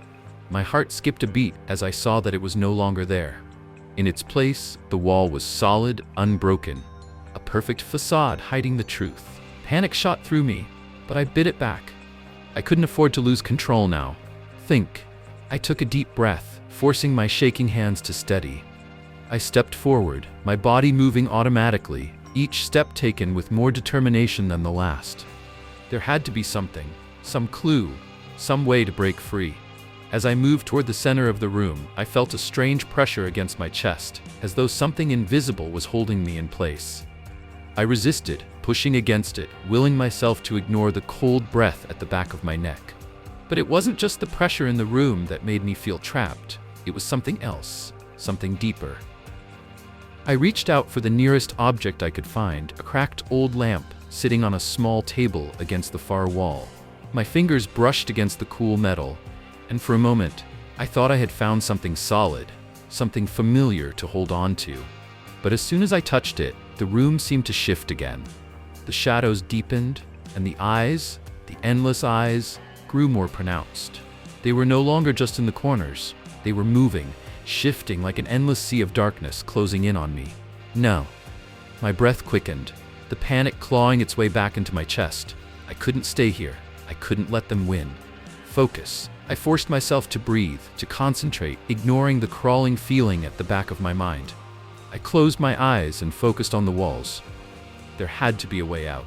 There had to be something hidden, something left behind from the forgotten experiments that could unlock this place. And then I saw it. A small, barely noticeable crack in the floorboards. It was faint, almost invisible, but it was there. It was enough. I dropped to my knees without thinking, my hands trembling as I ran my fingers over the edges of the crack. My heart raced in my chest as I dug deeper, pulling up the floorboard, piece by piece. The air around me seemed to hum with anticipation. I wasn't alone anymore. The walls groaned and creaked as though something was moving behind them. The eyes flickered in and out of view, growing louder, closer. But I had to finish this. I had to break free. With a final wrenching pull, the floorboard gave way, revealing a hidden compartment beneath it. My fingers scrambled to pry it open, and when I finally succeeded, my hands fell on something cold and metallic, an old key. I almost didn't believe it. My pulse raced in my ears, and for a moment I felt hope. Real hope, like a fire burning bright in the depths of this darkened room.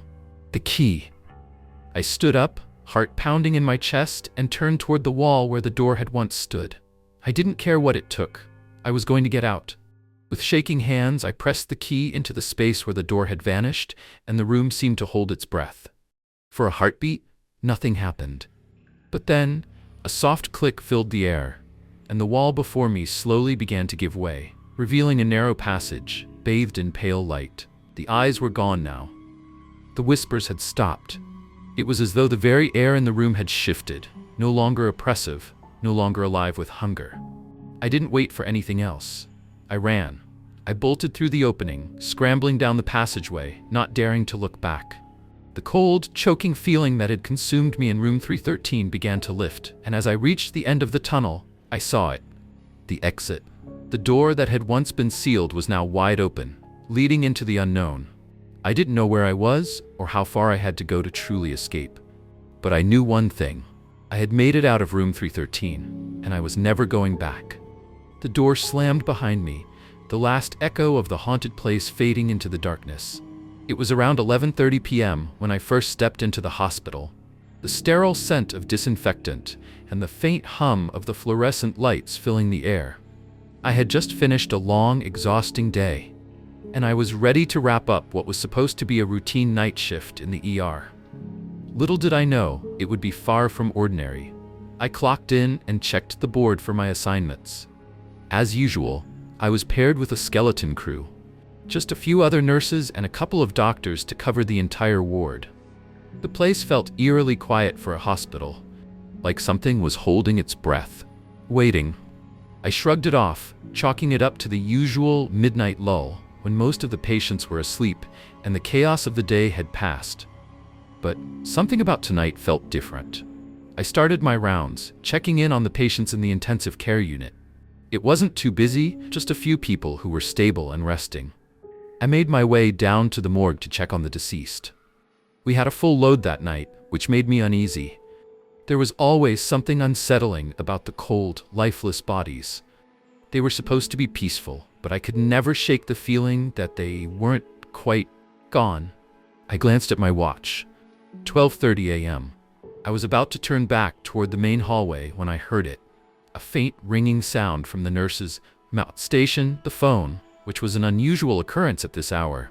Most of the calls at night were from other departments or doctors with inquiries, nothing urgent. Curious, I picked up the receiver. "Hello, this is Nurse Hart. How can I help you?"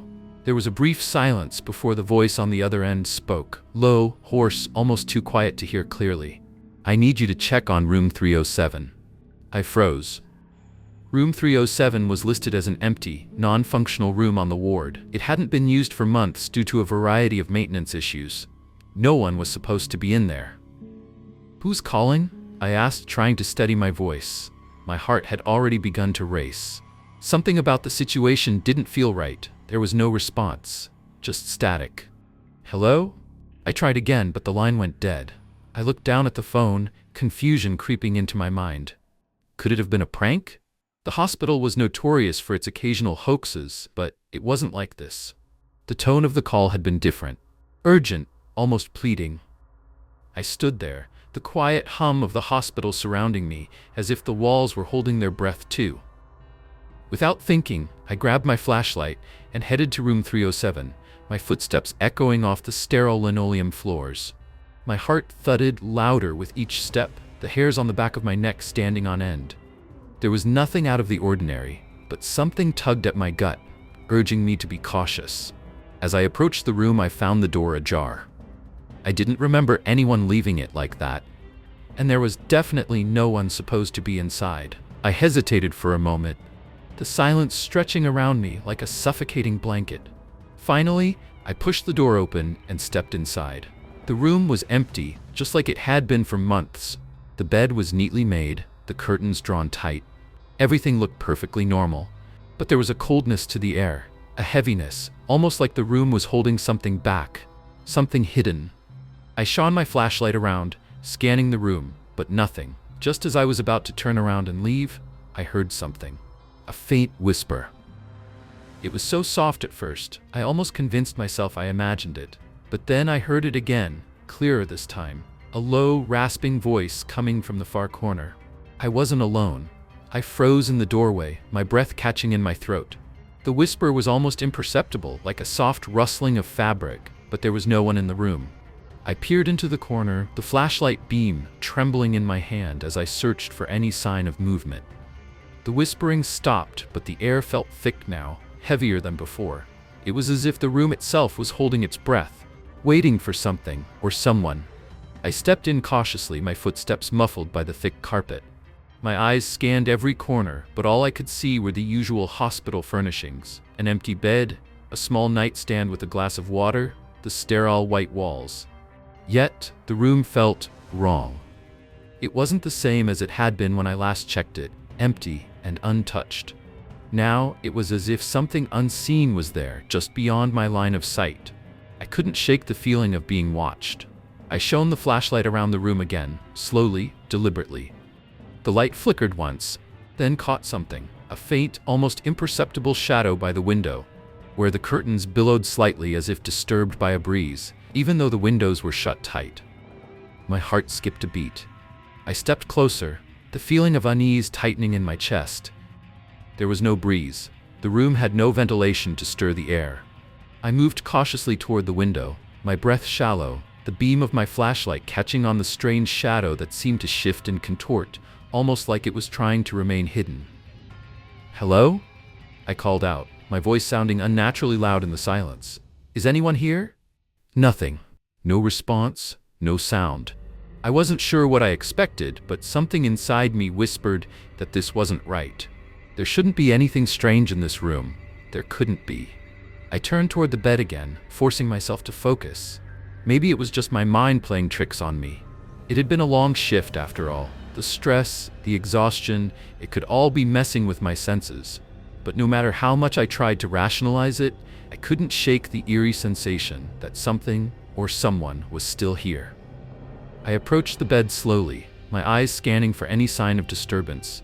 The sheets were undisturbed, as if no one had ever laid in them. But then, I noticed it. A slight indentation in the blanket. It was almost imperceptible, but it was there. A small, subtle depression in the fabric, as if someone had sat down or laid down for a moment. The hairs on the back of my neck stood on end. I leaned closer, the cool air of the room brushing against my skin as I knelt beside the bed.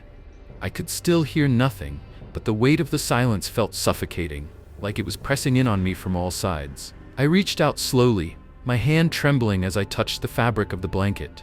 It was cold to the touch, like the room itself had absorbed the chill of the night. Suddenly, there was a sound. A soft gasp. Barely a whisper, but it was there. A sound I couldn't have imagined. I pulled my hand back instinctively, my heart racing as the room seemed to grow colder. I quickly glanced around, my flashlight darting across the walls and ceiling, but there was nothing. Just the cold, empty room. And then I heard it again. A voice, weak and faint, as if coming from beneath the very floorboards. "Help me." The words chilled me to my core. The voice was soft, barely audible, but the desperation was clear. It was coming from the bed. I stumbled back, my mind scrambling to make sense of what was happening. There was no one here. There shouldn't be anyone here. The room was supposed to be empty. But the voice was real. It was unmistakable. "Help me." The voice whispered again, each word carrying a weight I couldn't ignore. A voice that seemed to come from a place far darker than this room, from somewhere deep beneath the surface. I swallowed hard, trying to steady my breathing, but the air was suffocating. The room felt alive now, pulsing with an energy I couldn't explain. My legs felt weak as I backed away toward the door, still staring at the bed, half expecting someone, or something, to rise from beneath the covers. But nothing moved. The blankets were still, the room silent once more. I didn't know what to do. Every instinct screamed at me to leave, to get away from this room as fast as I could. But there was something inside me, something against my better judgment, that wanted to stay. Something wanted to see this through. I took one last glance at the bed, my hand still on the doorknob, and in that moment I felt it. The cold, invisible touch on my shoulder. As if someone, or something, was standing right behind me. I didn't wait another second. I yanked the door open and bolted down the hallway, my pulse hammering in my chest. The faint whispers seemed to follow me, lingering in the corners of my mind, refusing to let go. There was something in room 307. And whatever it wasn't ready to be forgotten.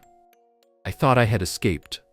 The door slammed shut behind me, and for a brief moment, I allowed myself to breathe, my pulse slowly returning to some semblance of normalcy. But the whispers, they lingered, threading through my thoughts like an insistent, nagging ache that wouldn't subside. They were soft, almost melodic, but filled with a desperation that made my skin crawl. I tried to convince myself it was just my mind playing tricks. The long hours, the stress, surely it was all adding up. But deep down, I knew. Whatever it was in that room, it wasn't just in my head. I had to get away. I needed a break from the madness to clear my head. But there was no time to rest. I had other patients to check, other tasks to perform. The hospital didn't wait for anyone. As I walked down the dimly lit hallway, the oppressive quiet seemed to follow me, pressing in like a suffocating fog. The hospital's usual sounds, the distant beeping of machines, the rustling of sheets had faded, leaving behind an eerie stillness that seemed to stretch endlessly. Then I reached the morgue. I stood in front of the cold steel door, hesitating. There was a chill in the air, colder than usual, even for this part of the hospital. The morgue was always a somber place filled with the weight of lives lost. But tonight, something felt different. It felt wrong. I had worked in this hospital long enough to know its rhythm. The morgue was where the dead rested, where the finality of life was preserved in cold, sterile isolation. But tonight, the air felt heavy, as though the dead themselves were still present in some inexplicable way. I shook my head, trying to dismiss the creeping unease that had settled in my chest. There was no reason to be afraid. I pushed the door open, the squeal of the hinges sending a chill down my spine. The morgue smelled of antiseptic and metal, the air thick with the sterile scent of chemicals. It was a place that should have been neutral, clinical. Yet, in that moment, it felt like a tomb. I walked down the rows of stainless steel drawers, each one a silent reminder of lives that had slipped away. The cold, lifeless bodies within were meant to be forgotten, but as I passed them, I couldn't shake the feeling that I was being watched. And then I heard it. A soft whisper, just above a murmur, drifting in the air like a forgotten prayer. The hairs on the back of my neck stood up. Help me. I froze, my blood running cold as the words, so faint, so desperate, reached my ears. The voice seemed to come from somewhere deeper, somewhere beneath the surface. I glanced around, but there was no one. The morgue was as empty as it had always been. It was impossible. No one was alive in here. But the whisper grew louder, the sound stretching out like a forgotten melody that refused to be silenced. I took a cautious step forward, my eyes scanning the rows of drawers. I tried to tell myself it was nothing, just the wind, the old pipes, some trick of acoustics. But the voice continued, growing more distinct. Please, don't leave me here. The voice was coming from one of the drawers. I didn't need to look, but I did anyway. My feet moved against my will, drawing me closer to the one drawer that was out of place. Unlike the others, this one wasn't sealed completely. The metal door was slightly ajar, as though it had been pulled open, but then quickly shut again. My pulse quickened, and I swallowed hard, my hand trembling as I reached for the drawer. I hesitated, unsure of what I would find, or if I even wanted to know. But I couldn't stop myself. The whisper was pulling me toward it, beckoning me like some unspeakable force I couldn't resist. With a final shaky breath, I pulled the drawer open. The body inside was not what I expected. It wasn't just the pallor of death or the stillness of the once living. It was the eyes that weren't quite closed, the eyes that stared at me, wide open and unblinking, as though the person had only just passed. Their gaze was fixed on me, not the way a body should look, but with intent, terrifying, purposeful intent. I stumbled back, gasping for air, my chest tightening. The body was cold, lifeless, but those eyes, they felt like they were watching me, judging me. And then, I heard it again, a whisper, softer this time, almost like a sigh. Help me. I slammed the drawer shut, my heart pounding in my chest. The echo of the words, the voice, whatever it was, lingered in the air long after I had backed away, leaving the morgue behind me. The hallways felt even quieter now, the stillness suffocating, as though something was waiting in the shadows, watching me. I had to leave, but as I turned to walk away, I couldn't shake the feeling that I wasn't alone. The whispers followed me, seeping into the very walls of the hospital, weaving through the empty corridors like threads of a nightmare that wouldn't let go. The dead didn't stay buried here, and neither did the voices. I had only just begun to realize the truth. I should have known something was off the moment I walked into the operating room. The usual cold, sterile smell of antiseptic was heavier that night, almost suffocating. But it wasn't just the smell, it was the silence. In a place like this, silence is never a good thing. The hum of machines, the beeping of monitors, even the quiet chatter of the nurses. Nothing. Just stillness. As a seasoned night shift nurse, I've seen it all. The quiet hours between midnight and dawn bring strange things, things that can't always be explained. But that night was different. The room was prepared.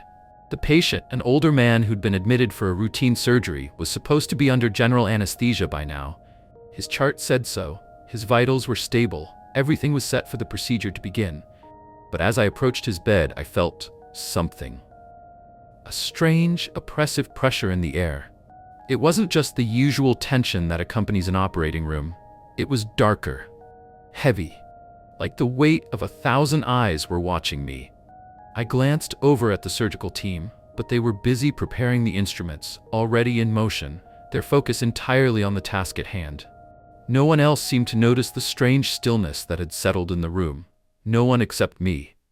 I approached the patient's bed and glanced at his face. His eyes were closed, and his shallow breathing was steady, exactly as it should be. But there was something wrong with the way he lay there, something unnatural. His skin looked too pale, almost ashen, and his mouth was slightly open in a way that didn't seem normal for someone under anesthesia. I moved closer, adjusting the IV drip and making sure everything was functioning. But as I leaned in, the hairs on the back of my neck stood up. I could feel it. A presence in the room, a sensation of being watched.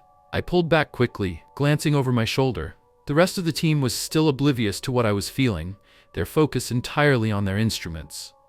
"Everything okay, nurse?" The surgeon's voice broke through the heavy silence, and I blinked, trying to shake off the unease. "Yes, Dr. Harris," I replied, forcing my voice to steady. But the unease lingered, twisting in my gut. Just as I began to turn away, I heard it. A soft whisper, barely audible, like a breath brushing against my ear. I froze. It wasn't a voice I recognized. It wasn't a nurse, nor was it one of the doctors. It was coming from the patient. But his lips didn't move. There was no sound, just the presence of a voice in the air around me. I glanced down at him again, my eyes now scanning for any movement, but he was still. Too still. The whisper grew louder, almost insistent. "Help me." I stepped back, my heart pounding in my chest. The room felt colder now, the shadows deeper. The whispering grew louder, echoing in the silence, but no one else seemed to hear it. I opened my mouth to say something, to call for help, but my throat felt tight. My voice caught, strangled by the weight of the unseen presence surrounding me. "Are you all right, nurse?" Dr. Harris asked again, his voice sharp with concern. I nodded quickly, trying to gather myself. But inside, I was falling apart. Something wasn't right. There was no way that whisper had come from the patient. It was too clear, too alive. I could feel the cold sweat prickling at the back of my neck, and I took a step back.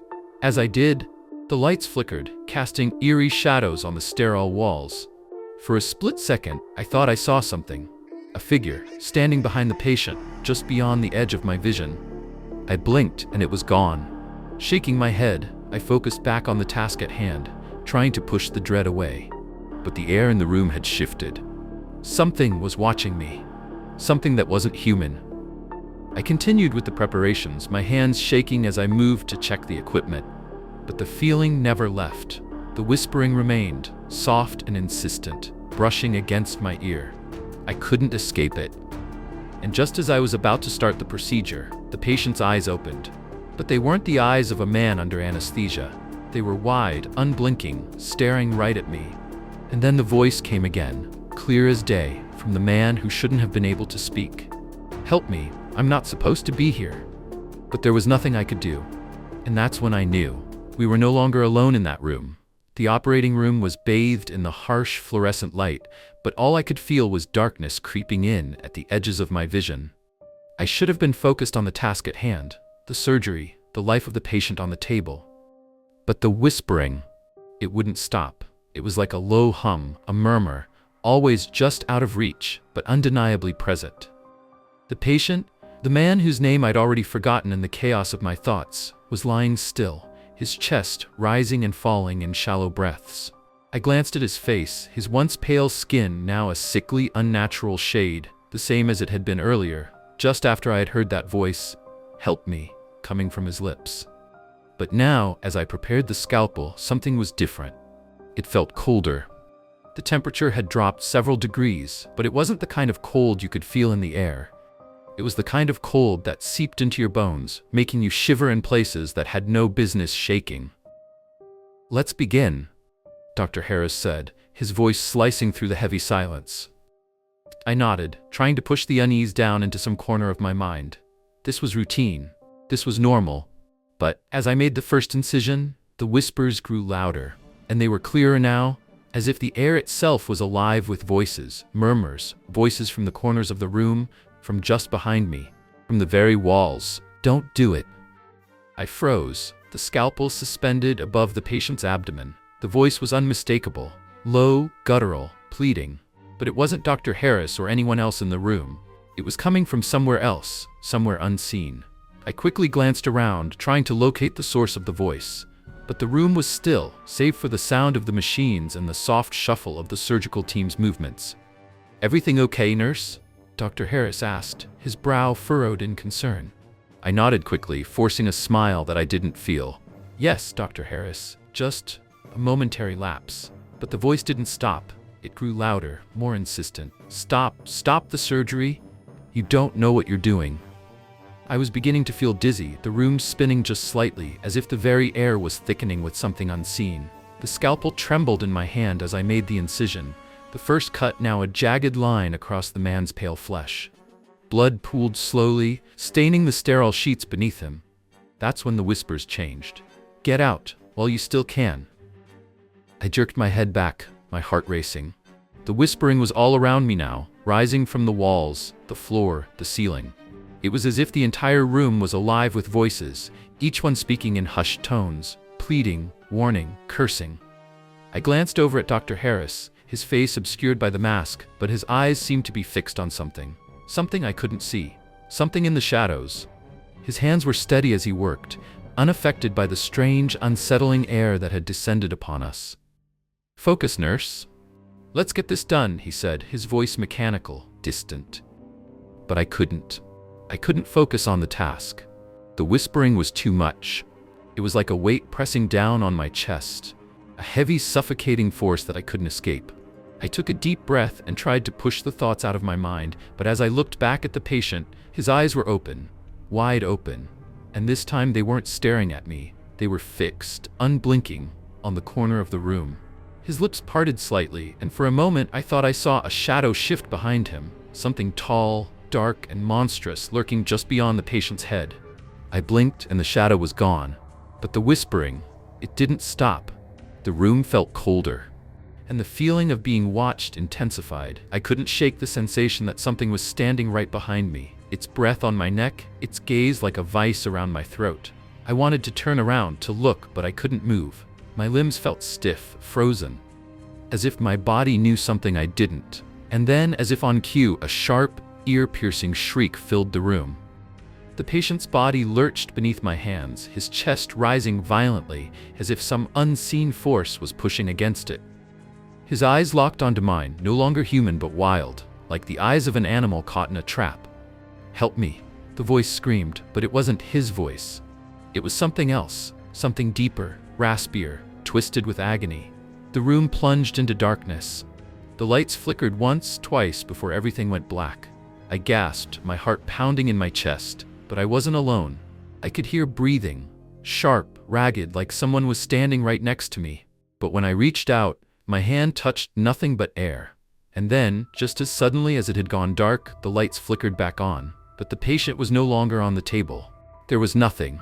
Just the empty operating room, the cold, sterile air, and the faint, lingering echoes of whispers. I wasn't sure what had happened, but I knew one thing for certain. I wasn't alone anymore. The lights flickered again, casting long, stretching shadows across the operating room.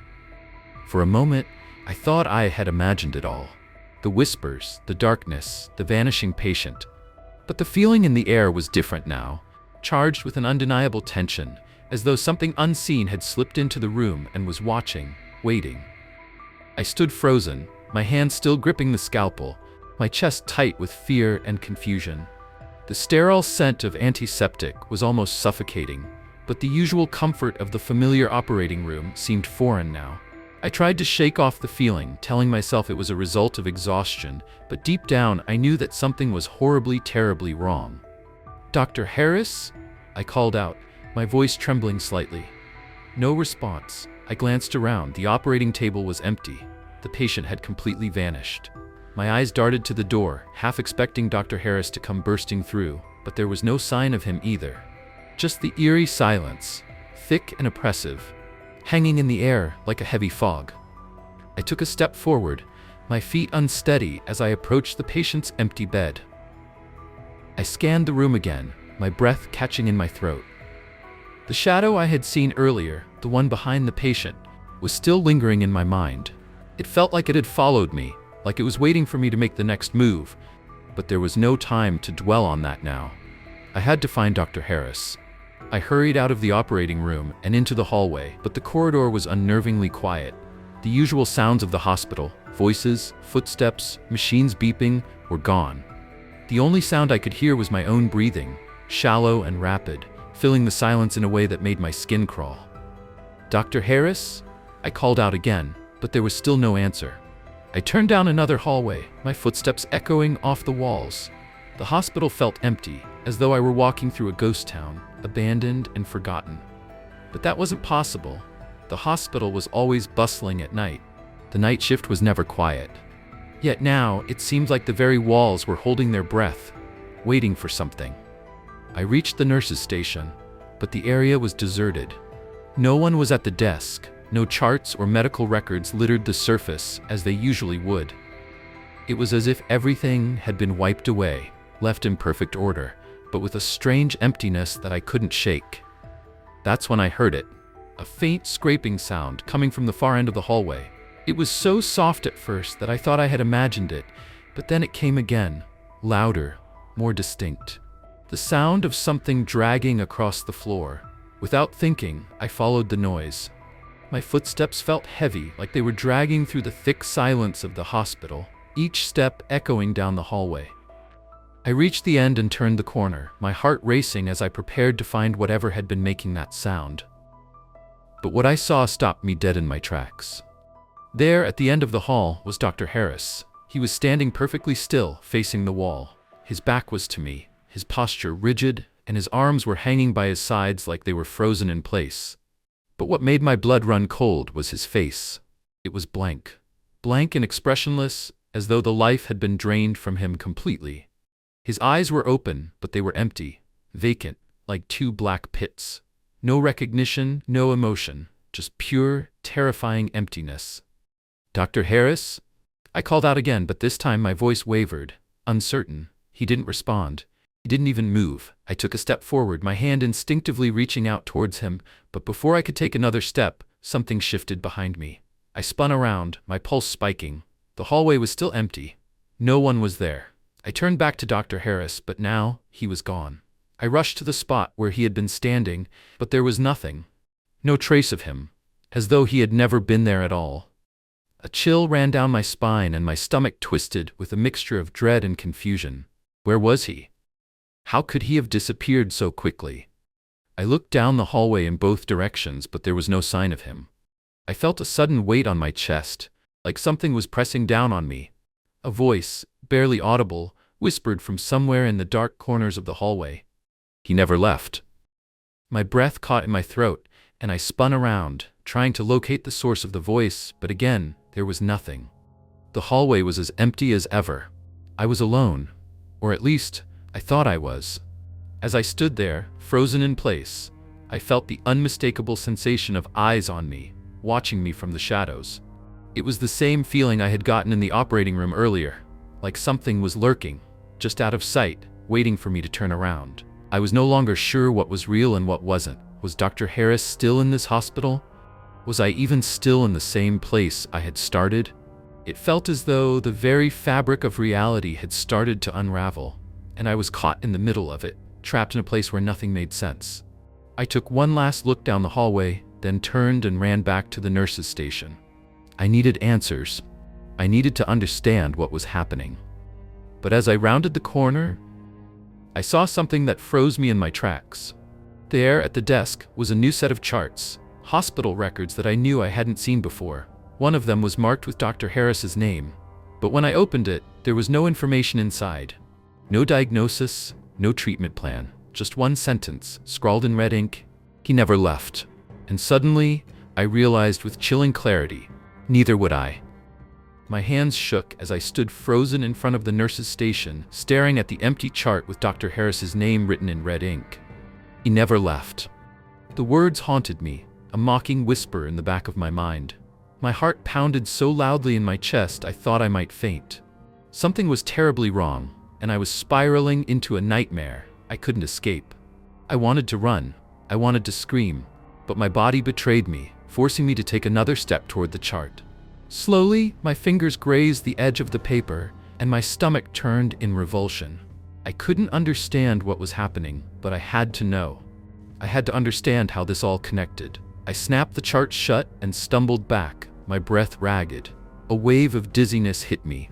Was I losing my mind? The hospital seemed to pulse around me, its silence growing heavier, more suffocating.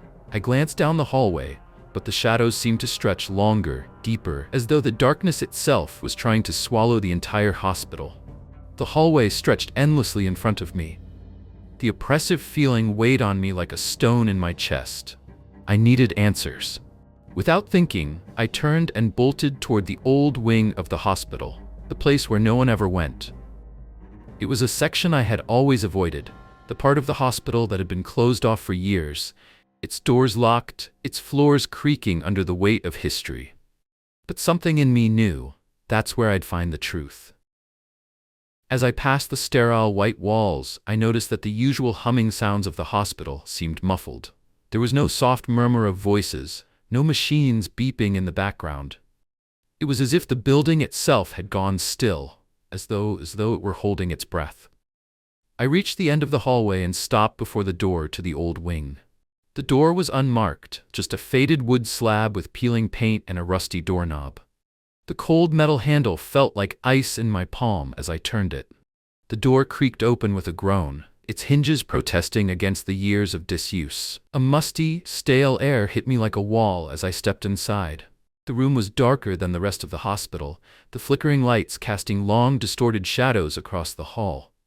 I took a deep breath, steadying myself before I pushed forward into the darkness. The first thing I noticed was the smell, old, like rotting wood, and something far worse, something metallic, sharp. It was overwhelming. My stomach churned, but I forced myself to keep going. I walked through the abandoned hallways, the floorboards groaning under my feet with every step. It felt like the hospital itself was alive, and it didn't want me here. I moved quietly, almost instinctively, as though I was being guided by something other than my own will. My eyes darted around the darkness, searching for any sign of life or death. Then I saw it. At the far end of the hallway, there was a faint light flickering through a cracked door. I felt a chill run down my spine, the hairs on the back of my neck standing at attention. I knew I had to go in. I moved closer, my breath shallow, each step feeling heavier than the last. The door was cracked just enough to let a sliver of light spill out, and I could hear soft, muted sounds from within. The moment I opened the door, a sharp, guttural whisper ran through me, as if the walls themselves were speaking. The room was not as I expected. It wasn't empty like the rest of the hospital. The walls were lined with old, rusted medical equipment, tools that hadn't been used in years, if not decades. The floor was covered in a thin layer of dust, but there were tracks, footprints, small and deliberate, as if someone had been pacing in here recently. And in the center of the room, there was an operating table. I moved closer. At first, I thought I had imagined it, but as I stepped into the center of the room, I saw him. Harris. He was lying on the operating table, his eyes wide open, staring into the abyss. His skin was pale, lifeless. He was no longer the man I had known, but something worse. His body was twisted, as though it had been manipulated, stretched, reshaped. His hands were bound to the table with straps, and his mouth was open in a silent scream that could never be heard. A sudden, deafening silence filled the room, and the door slammed shut behind me, trapping me inside. The light flickered again, but this time it didn't turn off. It buzzed, humming a tune of unnatural resonance, filling the room with a disorienting pulse. I took a step back, but as I did, something cold brushed against my arm, fingers, slick and clammy, touching me. I whirled around, but the room was still empty, save for Dr. Harris. The whispering began again, low, almost inaudible, like a chorus of voices coming from the walls. "He never left," they murmured, their words echoing through my mind like a haunting melody. I turned back to Dr. Harris, and something in my gut twisted violently. I couldn't breathe. He was still there, but his eyes were different now. They were not vacant anymore. They were alive. Alive with fear, with pain. And then, in a voice that didn't belong to him, he spoke. "It's your turn now." My blood ran cold. The walls seemed to close in around me, and I realized with a sickening certainty that I was not going to leave this place. I had become part of the hospital's cursed legacy. The last thing I saw before the darkness took me was the reflection in the cracked mirror on the wall. My own eyes were wide with terror, but behind them I could see the shadow of something else, something that had been waiting for me all along. And I knew, deep in my bones, that I had joined the countless others who would never escape the horrors of this place. I was trapped. Forever. Stories may end, but the fear remains. Subscribe to uncover more secrets hidden in the darkness. Until we meet again in the world of nightmarish shadows.